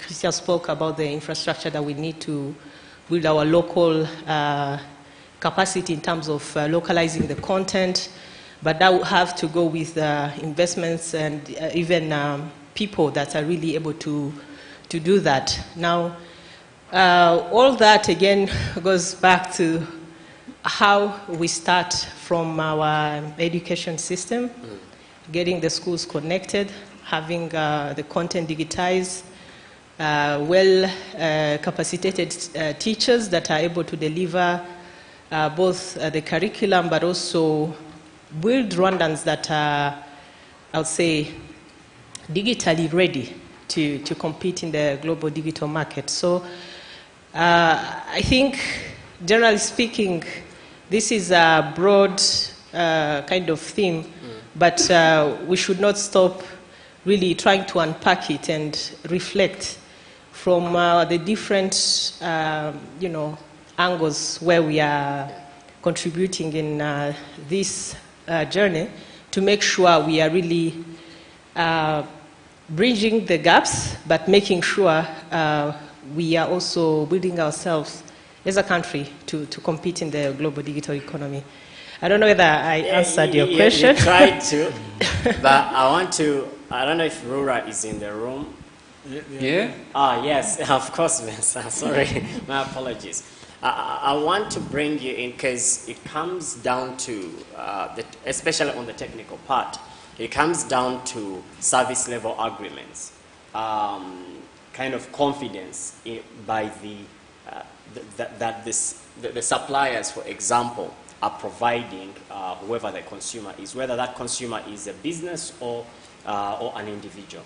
And the joke I tried to make at the beginning, that I go to a bank and they tell me, oh, this service is not available because réseau, connectivity, because of the outages. Who is keeping these, how are we keeping these suppliers accountable? And because it affects the trust in the digital economy. If people are not sure that the services are going to be distributed, how are we really tracking this? And how can you help me? Now I'm getting on the other side of the ICT chamber and the private companies that rely on the internet to do business. Thank you, Nade. I want to try to respond to your question. Yes. And as RUDA, as a regulator, we do have different regulation that deal with the quality of service of telecom networks. So we do have different equipment that we use to measure quality of service that is provided by different ISPs countrywide. So whenever we do have what we call threshold, whenever we see that you don't meet with the requirements, just we show operators where they have to improve their parameters, and they give us their remedial plans. So every quarter we do kind of survey, and we can advise the operator where they have to make some improvement. On the issue of ATMs, or you said that you can see ATMs that are not working sometimes. So we do have cooperation with Central Bank. So sometimes we have some meetings and we show them the issue that is prevailing on the market, so that they can, normally they are the regulator of the banks. So they sometimes inform them the prevailing issues on the market, so they can solve those issues. And the banks are just one example. You have hotels, when we're in hotels and the connection is not working. You go to freight and forwarders, and rezo zabuze. Supermarket or restaurant, you're trying to pay, the point of sale is not working because, so that's where really I'm going. And now wrap it with just the last thing. Don't worry, I'm not trying to... Okay, no problem. Let me talk about the hotels also, hospitality industry.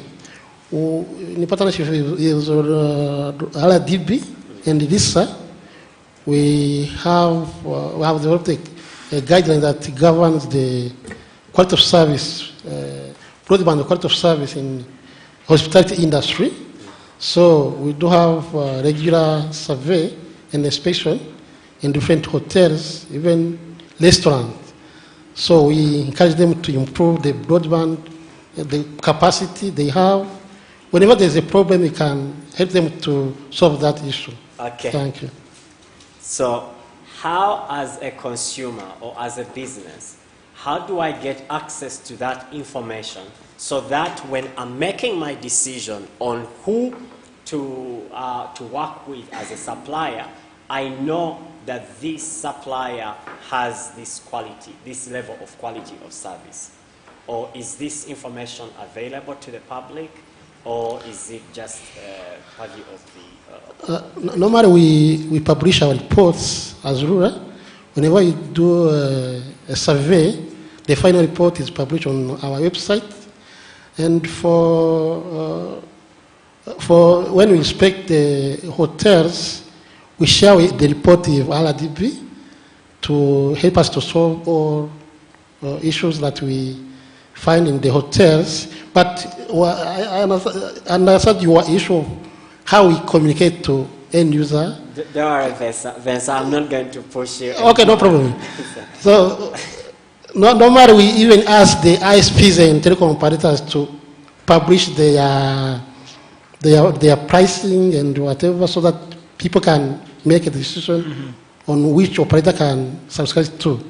So I think that's okay. my conclusion. We'll of that. see. We'll see how maybe that can be improved, but I think already there's some good work that is going on.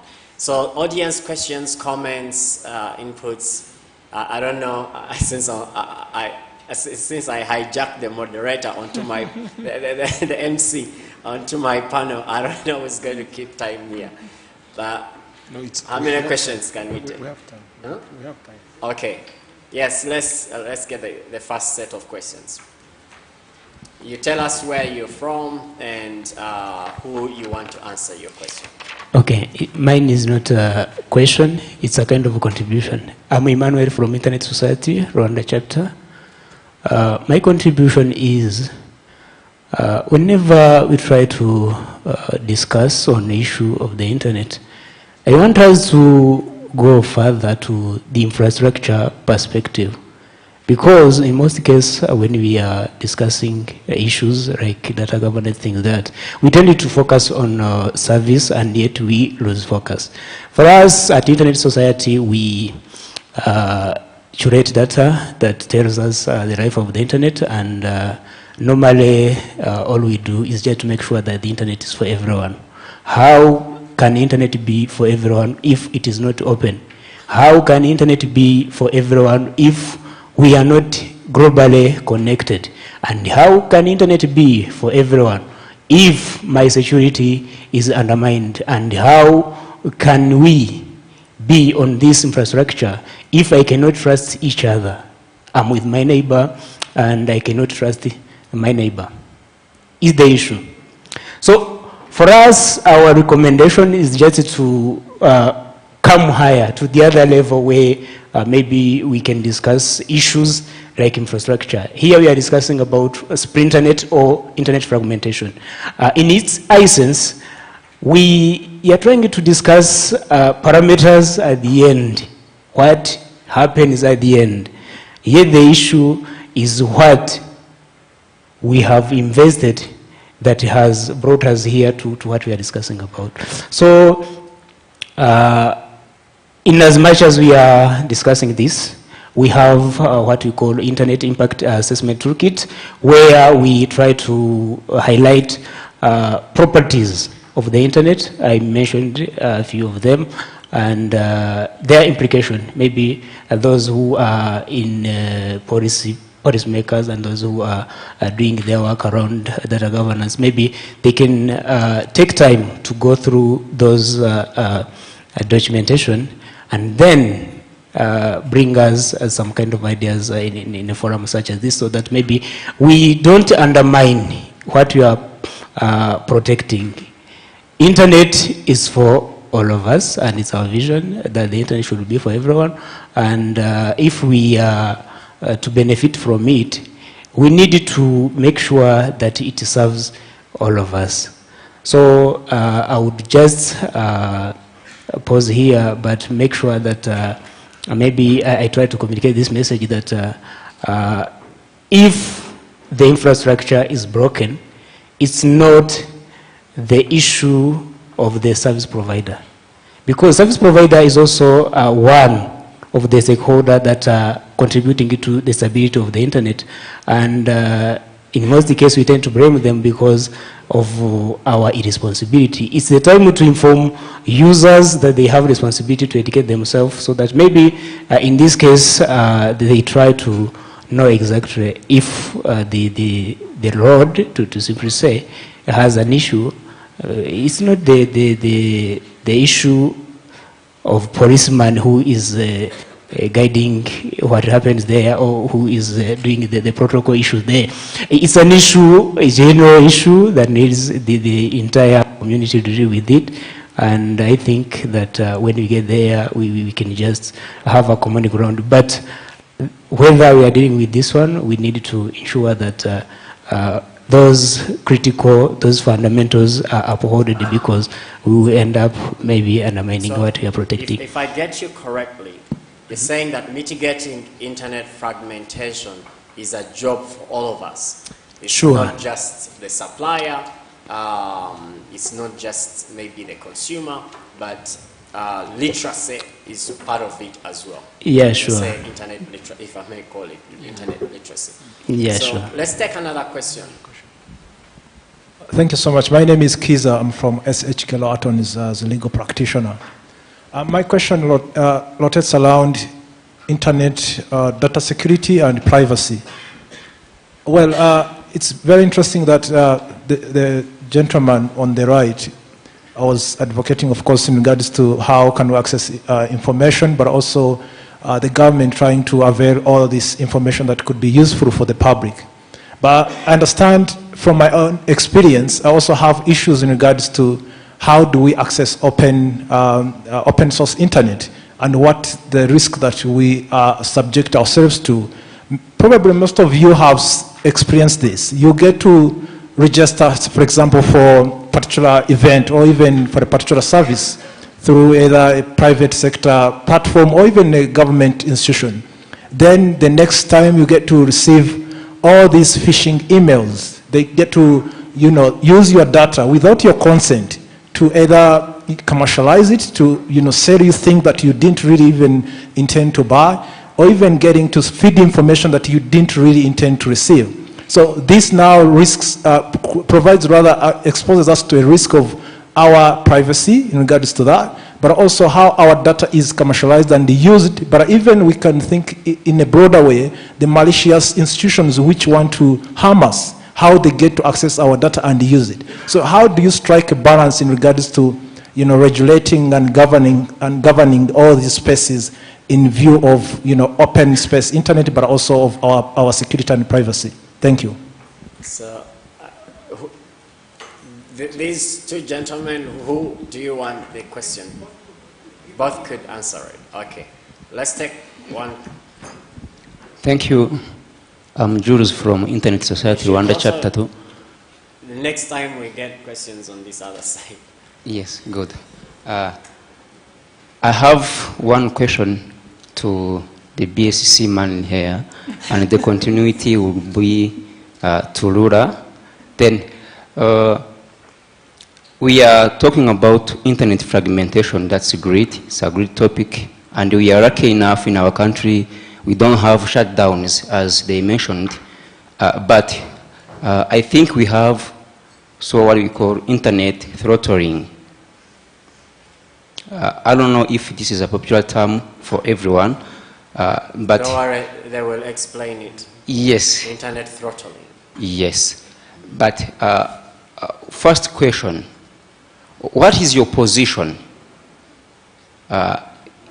in terms of mitigating the internet fragmentation? Because also internet throttling is a part of internet fragmentations. Then, as a service provider, what is your position in regard with the internet throttling just to mitigate internet fragmentation? Then the continuity will go to Lura. When it happens, we see and we see announcements that the provider is getting punished because there was issues in service and so and so. Then what do you do in the benefit of the victim? Because if the punishments are announced, I don't know if the victim is getting benefited from the punishment. So what do you do for the benefit of the victim? Thank you. And the punishment is sometimes monetary. Let's get the responses. You want to share in the penalties. So Christian, do you want to go first? Thank you. I'll first address Kiza's question to do with the negative outcomes of sharing our information. It's happened to pretty much all of us. I think I saw recently of where a ticket website, for you to get a ticket, you have to put in your date of birth, your ID number, and there were people debating whether that was the correct thing to collect. So as a service provider, there is information we collect, of course, from our users, and the different regulated entities. I mean, regulated in this case it's because we are bound by the law to collect and make use of the information we collect in a way that not only protect the users, but also for the particular reason we collected it for. So we are bound by the law. There is the data protection law that is becoming effective, if I'm not mistaken, in October. It's already out, but it's becoming effective. There are punitive measures, of course, for those that will not follow the law. But it's not only we shouldn't be penalized for not, we should actually strive to give the assurance to our customers that what we are collecting in terms of data, or in terms of, there is always some data left whenever we use the internet, is kept to the security level that is required. So I can assure you that this is done, yes, for some of it is done for malicious reasons. You know, you can go and buy 10,000 of emails that have been profiled to this particular interest, and you can spam them. So at this stage, there is no way BSC can prevent certain user doing that, right? But they are bound by the law. BSC as well, or any other regulated entity, has the mandate to do that in a way that is in line with the law. So that's the answer I can give you. The second one is mitigating throttling of internet from Mr. Jules. So why do we do so? What's throttling? Okay. So it's, we don't, anyway, let me give you an example. There is a pipe, a water pipe that comes to my home. What do I pay? I pay the number of liters or cubic meters I consume.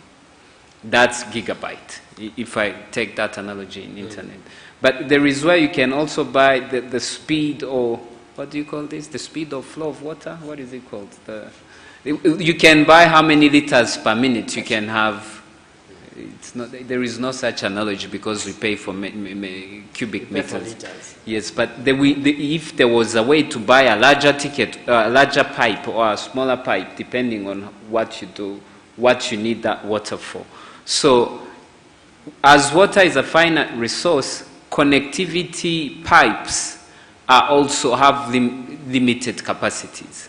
So, Jules, if I'm to tell you to leave that pipe open, you might use it to the detriment of other users. So throttling at this stage is to allow us to provide people with services or the volume of service they will have subscribed for. There is going to be a time, of course, that, for instance, on our network, we let content that is available in country is unthrottled, because at least those resources we have, and we have plenty for. But there is going to be a time when most content will be here, and then the speed and the throttling will not be an issue because access will be affordable. So affordability and finite resources lead to us throttling in this case. So, someone give up inside Mike. He has to show us how he shares that money. Thank you. Just going to be brief and They want to share. come back to what CEO BSC has said about throttling, and I want to comment on it a bit because in general principle we say that internet is neutral. You have to abide by neutrality, but we also have realities.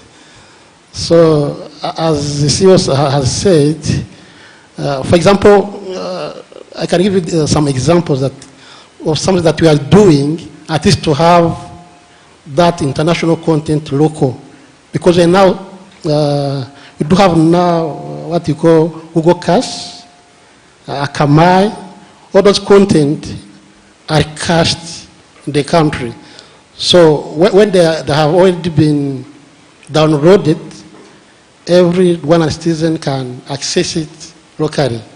That this is a policy that we are just concentrating on, so that you can have some most visited content which should be normally international to be hosted in the country. So let me go to what has been asked. Normally that question has been being asked by so many people so many years ago. So I think let me start by what we do when we receive some comment from consumers. When your airtime has been taken by the service provider, you can complain, you can get back your airtime. When your mobile money, when you are in the mobile money services, has been taken by your service provider or in any other way, when you complain, Rwanda and Benin sit down and resolve that issue, and you can get your money back. Even we do have some cases where people have lost some millions and they can get back their money for those two cases, airtime and the mobile money. But the participant is asking about punishment that we give to service providers. As per law, that money has to go to government treasury. That's per law. And that money comes back to general public in another way. Because, for example, in Irura, for the last 5 years, we have constructed about 68 sites countrywide. So no matter, even if we receive we receive the fine that is paid by the service provider, we inject back the money into the public. So I think I can respond to that question that way. That's very clear. So Gilles, the money comes back to you in some way, some form of quality of service, improved quality of service. Do we have any questions on this side, or there is a chance? Okay, in the middle. There's one at the extreme. So you, and then we'll take the other question, and then maybe we'll start wrapping up. Okay, thank you. I'm currently a full stack developer. My name is Kibongo Simon Peter. So, looking at this agenda, there are the types of internet fragmentation. There is the commercial, like business practices that constrain or prevent certain users of the internet to create, distribute, or access information resources. So here in Rwanda, I think here everyone knows PayPal, you know YouTube, and by the increase of remote working, you can be in Rwanda, but can work for someone in the USA, and they won't pay you. They don't have the Bank of Kigali accounts, they don't have Equity Bank, they use PayPal or other forms of internet payment to pay you while you are here in Rwanda. And that is also a role of the internet. But you see here, there is that prevent access to information resources. But the problem in Rwanda, like many YouTube channels, when you want to monetize your YouTube channel, you have to find some ways of calling there someone in the USA, someone in Kenya, or someone who will be able to access that monetization because he is in Kenya, in that country that accepts payment of your YouTube channel funds to you because you are in Kenya, USA, or another. And when you open a PayPal account, you can send, but you cannot receive because you are in Rwanda. Unless you find some other way, like confirming that you are in Kenya or you are in USA, but you are not true there in Kenya. Like finding other ways. And also we found like there's some websites like Spotify and other things that we get. There are some services that we are not getting because you are in Rwanda. And we have to find some other ways like tweaking or passing, using VPNs and many things so that you can access those services. So I don't know if it is rural, if it is ministry. So how? Thank you so much. I'm glad that we have the representative from the ministry. Victor is here. We have Risa is in the room. And I'm going to bring this to the IGF Secretariat because you're very right. You're on the money, if I may use the language. Thank you. That it is a problem.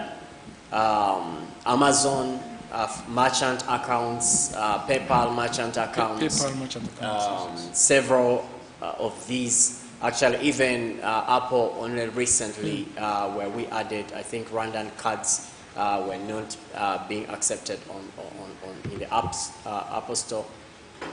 So if someone is taking notes, I think IGF Secretariat would be the right place to start really working on this problem. It cannot just be an endless problem. We're locked out of the bigger digital economy. Upwork that you mentioned, Dribble and the rest of the other platforms. So my plea to the CEO of Richter as our lead on this is to see that at least next year at IGF we come back with some work done on this challenge, and not just for one website or one platform, but rather maybe we could even just do a survey and understand all these websites, all these platforms that have locked Rwanda out of the internet economy. Thank you. So the last question goes to the... Thank you so much. My name is Mansour Kakimba. I'm a business management consultant. Yes, the moderator, Alex, I think your question was very particular when you asked the ruler, but I'm sorry, but I don't think the reactions have been quite convincing, especially where we are talking about internet governance and the urge to build a resilient internet for shared sustainable common future. We are having a problem when it comes to the service levels of these ISPs. I think we are all alluded to the fact that there are always complaints about the level of services of these ISPs. But in his explanation, the official from Rula says they do surveys, they advise the ISPs, they publish reports. Also, the ISPs actually reimburse the money. But for me, I think it goes beyond that. You're talking of the inconvenience that is caused. When you reimburse my money after days, that is way less than the inconvenience that you've caused. So borrowing good practices from other countries where you get inconvenienced as a consumer, you normally get a compensation, and that actually relates to the kind of inconvenience that you've suffered. So I'm wondering, I'm here to read the new broadband policy, see whether we actually have such elements, especially where we're talking of improving the quality of services, by these ISPs. Talking of the big data, artificial intelligence. So how do we connect the dots to get solutions? Yes, and we can manage all this data, how consumers get inconvenienced and they can automatically be compensated in real time. We all know sometimes even reimbursing your money can take days and stuff like that. So I think, ruler, we need to roll heads more and see that actually we put these ISPs on spot and make sure that we improve the service, especially in a situation where we don't have strong consumer organizations. Thank you. Thank you very much for the recommendations. Yes, Josephine. Thanks, Alex, and I thank the colleague who just brought back the issue around service level agreements and actually the capacity to enforce. I think, as my colleague from Rura mentioned, there's already regulations and efforts in place to make sure the customer gets what they deserve, what they paid for. And through the new broadband policy, we're also looking into building the capacity we need, be it from the regulatory body, but also with the right instruments. Here I'm talking about the regulations and laws that will support better enforcement of quality of service. So the broader vision behind the policy comes back to improving access to quality services and affordability of broadband services. And I think as of today, we still need to establish means and actually leverage tools that are able to, one, hold the providers accountable with tangible data, as he rightly put, with evidence. So Under RURA, there's a project to acquire a specific system, the network monitoring system, with the capabilities of regularly monitoring the services offered to constituents. And in addition to this, we will also be able to have the flexibility to choose the provider that provides to you the best of the service through mobile number portability. For instance, if I'm on so-and-so network and I'm not happy with the service I get,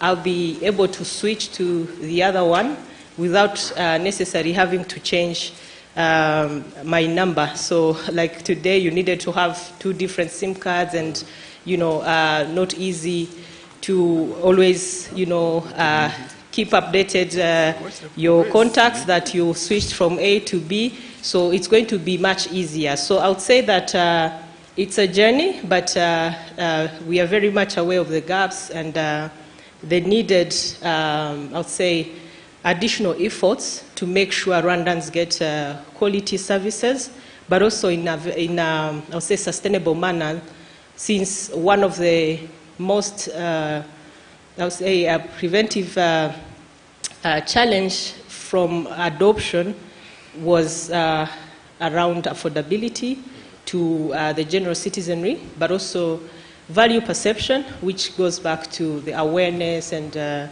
readiness of our content, relevance, and so forth. So I want to really assure colleagues that the new broadband policy took very much consideration of these issues, and we really look forward to everyone's contribution to making sure we really push for getting the quality of service and value that everyone deserves. Thank you. Thank you very much, Josephine. And there's a lady at the very back. You're really gonna be the last one.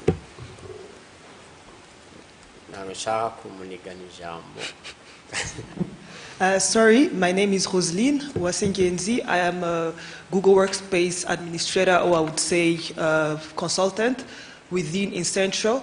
And then, so my question is, I don't know if it's a question, a comment, or something that you're going to probably come You forward. have the microphone, you will... So let me just go for So especially with regards to the rise of cloud, so now I can even say, let me say the evolution of cloud and so on. I know you have mentioned about data localization or even data residency. How do you think this can affect, especially when it comes to regulators? So that could be BNR, that could be all the different regulators that we have here when it comes to cloud and storing with cloud, and also what you're talking about regarding data localization and residency. How does, like, for example, us as supplier of Google Cloud within the region, we do meet quite a few of those issues, and especially when it comes to the law. There is a law, let me see, storage of personal data. Yeah, the storage, the data controller or the data processor stores personal data within Rwanda, or they have a special. So I just want to understand, especially when it comes to the data localization and data residency, how does that affect the country, the consumer, and also the clients who really want to use something that is more resilient and efficient than what is already available, like locally, if I can say it like that. So I'm not so sure this question is for anyone on the panel, but I will let Christian Yes. I think the question here is, how are we not making some of the services unavailable or more expensive by introducing this law? Around that, right? How are we mitigating the potential risks? One of them could be there is no such service in country, and therefore the service is unavailable. But I think the law also provides for other, or equal or more better protecting territories. Data protection territory or laws. So that is if Ireland has an equivalent or better law, then there are provisions that would allow your customers or yourself to be able to host data in that country. I think that's the one. And also it presents an opportunity for all of us who are in this room to also either build a similar service or better service in country, as well as it also presents an opportunity for Google to set up locally. Yeah, I think that's actually one of the elements of commercial, if I may, fragmentation, where regulations are enforcing data localization, and for good reasons to a degree. But sometimes for companies, conglomerates like Google, Amazon, and so on, which have economies of scale, which have muscle that smaller players don't have, they can leverage on that. But I don't know if any of us here is in position to give you a satisfactory response. The gentleman who made the presentation before the break was the right person to answer that question, and unfortunately he left before that. So with that, I think we've come to the close of our panel. I just want to kind of summarize what my takeaways from the discussion. I gather that the new broadband policy will open up new opportunities for the business community, but also for the consumer to maybe enjoy a better service or better pricing for that matter. Improving quality of service and ensuring consumers or the internet community is aware of the quality of service of different providers is something that the regulators are working on, but this is data that maybe the association, the alliance, rather, the RICTA, could also share with the community, because this is, again, it's an internet community alliance, so I take that this could be shared. We need to keep building trust in the internet economy, and I think here, it's speaking to what the ISOC gentleman said, that it's our responsibility. It's all mitigating these types of fragmentation is not just a responsibility of suppliers, but also as consumers, making sure that we're buying the right products and making sure that we have the right devices, for that matter, etc. And I think the action, one of the key action points here is how do we unlock the internet economy opportunities where Rwanda has been locked out, specifically the likes of PayPal, Amazon, and other global internet platforms where our population is not able to participate in, but yet wishes to and has to do to run around corners. So a position paper, I think, would be right. A position paper to work with the government and then see how do we bring this really to the next IGF with a solution, so that we're not going around circles year after year on this. So with that, thank you for giving us your time and your ears and your attention. I'd like to ask you to join me thanking our moderators, rather our panelists, of course the moderator, but our panelists and the ones that were not that were not sitting here, Josephine and Vincent, that helped to respond to the questions. So let's just clap for them and have a great day.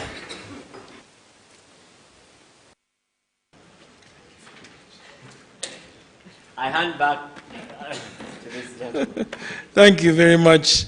I would have required for another round of applause, but since I was there, I won't ask for that.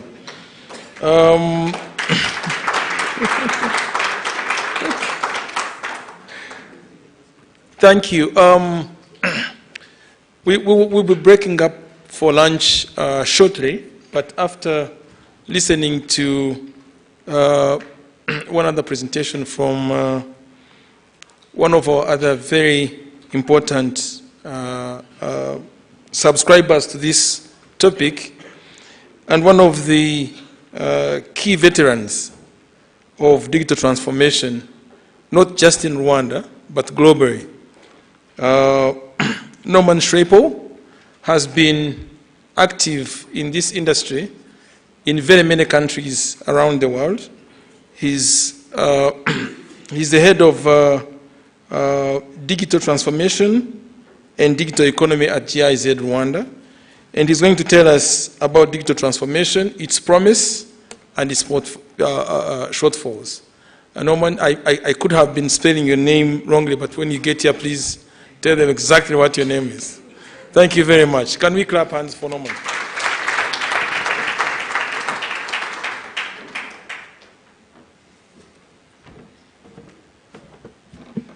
I would say, hi everybody.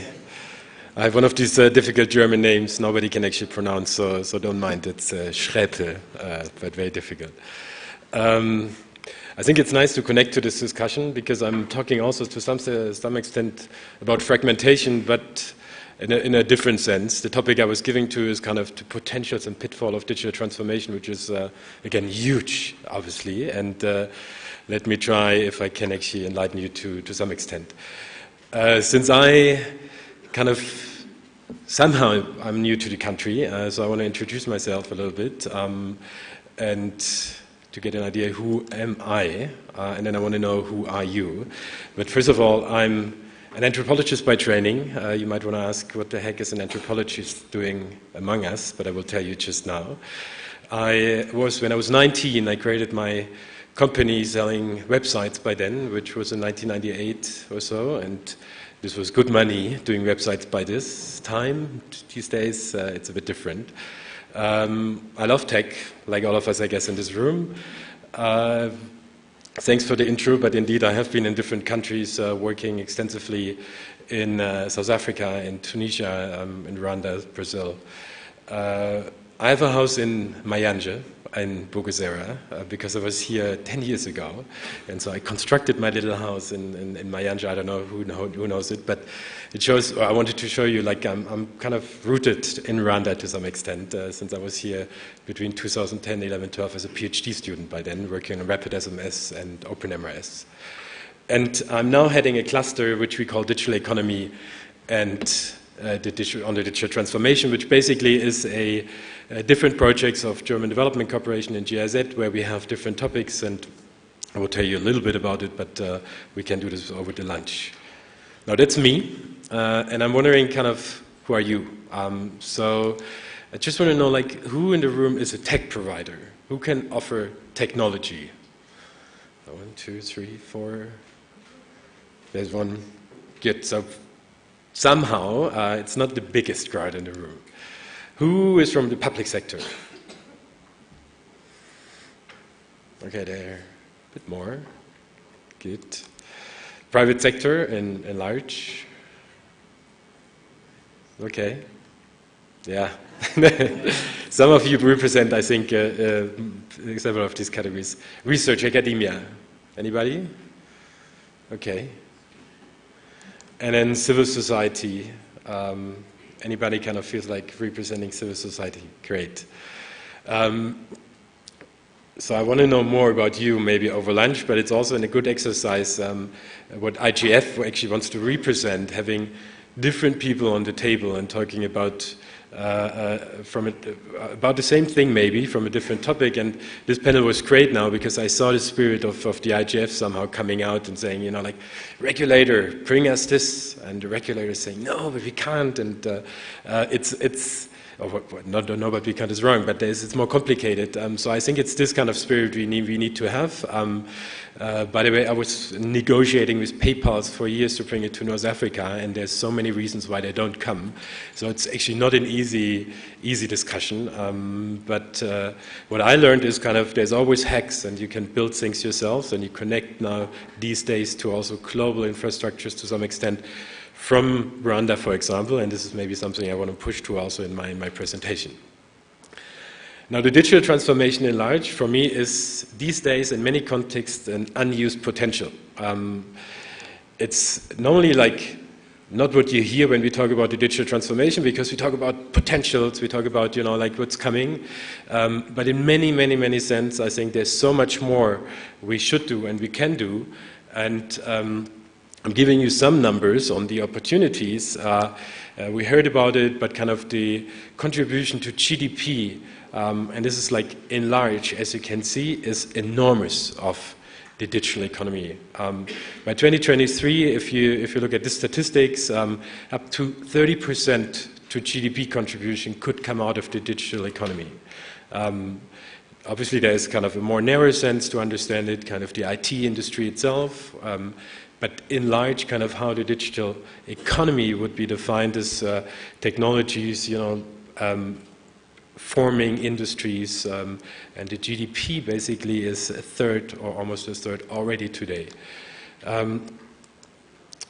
Another number which I think is interesting, I mean, we can find many of these, but we talked about AI, so I actually took this out. There's an estimation of $3.7 trillion expected in artificial intelligence.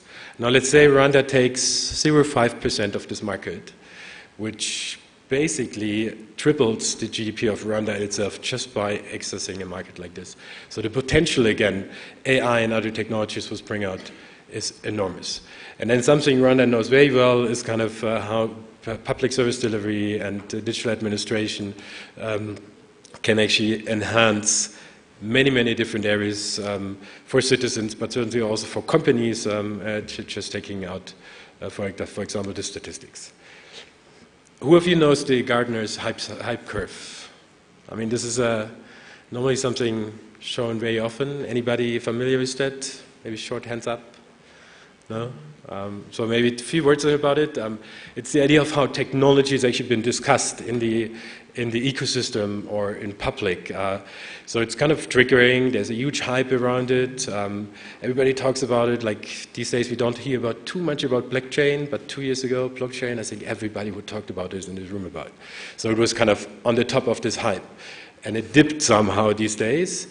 So in the best way, it would get to the next level, and that's actually the good part of it, where it becomes real and kind of it's a bit away from the hype. I tried my Rwanda hype cycle after 3 months being here, to be honest, so I kind of wanted to check where I see things, and we can discuss this. I think you should challenge me on this because some of these things are wrong. IT sourcing or business process outsourcing, there's a lot of potential. I worked on this a long time in different countries. I see it in Rwanda kind of coming up, but not as, there's Andela, there's others, but not kind of the huge hype actually being there already. Industry 4.0, very similar, something I heard around, but I wasn't sure if it's after the hype or before the hype, but again, it's like nothing that keeps up. Now, cybersecurity, data protection is something becoming more important. I hear it everywhere. So I feel like lots of work to do. Blockchain, probably it's on the wrong part here. As I was just saying, maybe the hype is over. The Startup Act, lots of energy some months ago, and now let's continue in getting to the hype, and then but also, and I will argue why it's important to situate it, because there's different iterations of different work. Smart cities, I'm not going through all of the screen, take e-commerce, that stuff you actually see. There's a lot of improvement on payment. I think I was very impressed coming back now and using Momo, which I love. And there's obviously lots of work still to do, but again, I think we have come to the, we have overcome to some extent the hype and actually going into the use. So what is important of this is more like, let's not celebrate kind of up there, but let's work. And this is kind of, let's not get confused by hype. Let's not just always take the next one and the next one and the next one, but actually think around, like what are the real thing we have to do now, and which has have the biggest potential. The hype itself has a very important, let's say, a very important mechanism by basically evaluating or testing where we could go, but the problem sometimes is we stay basically on the hype level and then jump on the next one and actually forget this kind of valley of death, which is longer and more heavy and takes more resources. And I would argue, and now coming to the pitfalls, because we are very often discussing or not discussing the technology trap in itself. So what is the technology trap for me? It's basically we love to look at the tech, but not at the other stuff, which we actually want to do, or why we started this. And I love that picture because it's a bit like, you know, like the beauty tech that is shiny to some extent. But then actually my problem I wanted to solve is technology I forgot, or the other things. So what is the digital, if the digital transformation is for me not exactly about technology, what is this about? It's about leadership, which we have, I think, in a very strong manner here in Rwanda. It's about legal frameworks, it's about strategies, people, institutional transformations, knowledge, resources, collaboration, but also destruction to some extent.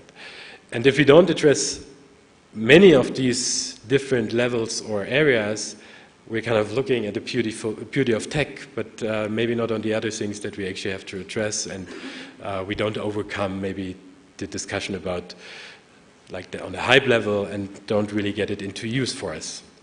Now, when I say destruction, and I mean, you have heard this many times, but I saw this also in the first discussions in the first months. If we build something new and want to use tech for it, this basically means the old way, we have to destroy it and rebuild it to some extent.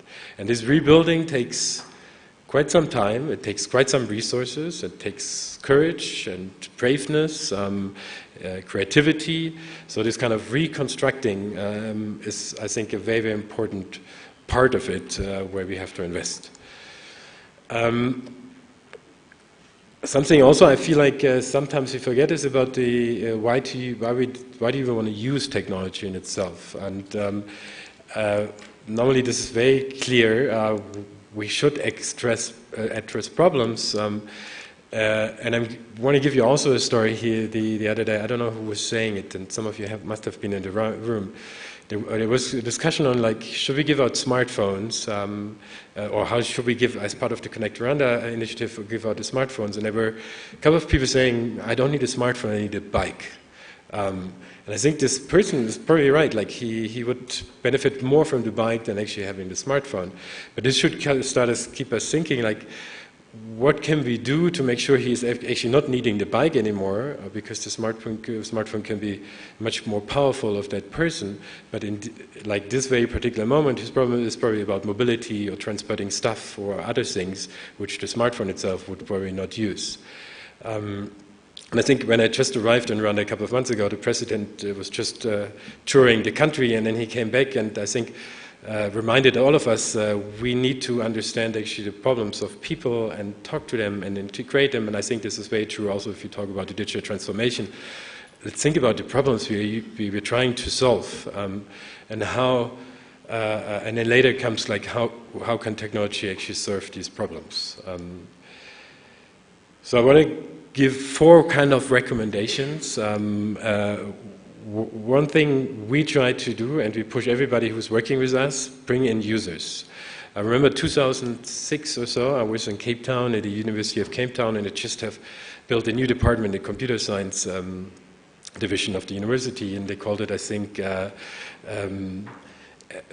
ethnographic ICT or something like this. So basically, these computer science students, PhD students mostly, they had to start working 4 weeks with their beneficiaries in their institutional settings. So if you want to do a project on health, go to a health center, work with community health workers in a hospital, and the perspective will totally change right away, because you recognize, I don't know, at the time I was working with the health centers, there were 300 patients a day. Bringing in new technology is not exactly something they can integrate in a daily hospital routine. It's something that needs to be well thought through. So designing with users means understanding users, bringing them into the design process, something I think very important, and also that needs very different perspective. Something I think Rwanda is actually quite strong already, but in some of the discussions I had, it needs also institutional force to some extent to make sure we don't build fragmented systems by having different institutions building their own stuff. Now the CDOs of RISA help, I think, to make sure we are building on existing infrastructures and not just build, very island solutions that live on different islands.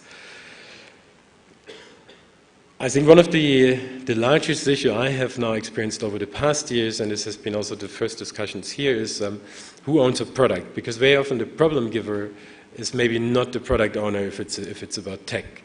Be it in a public, in a ministry, it comes from I don't know, like Rwanda Biomedical Center or some whatever technical department, if you want.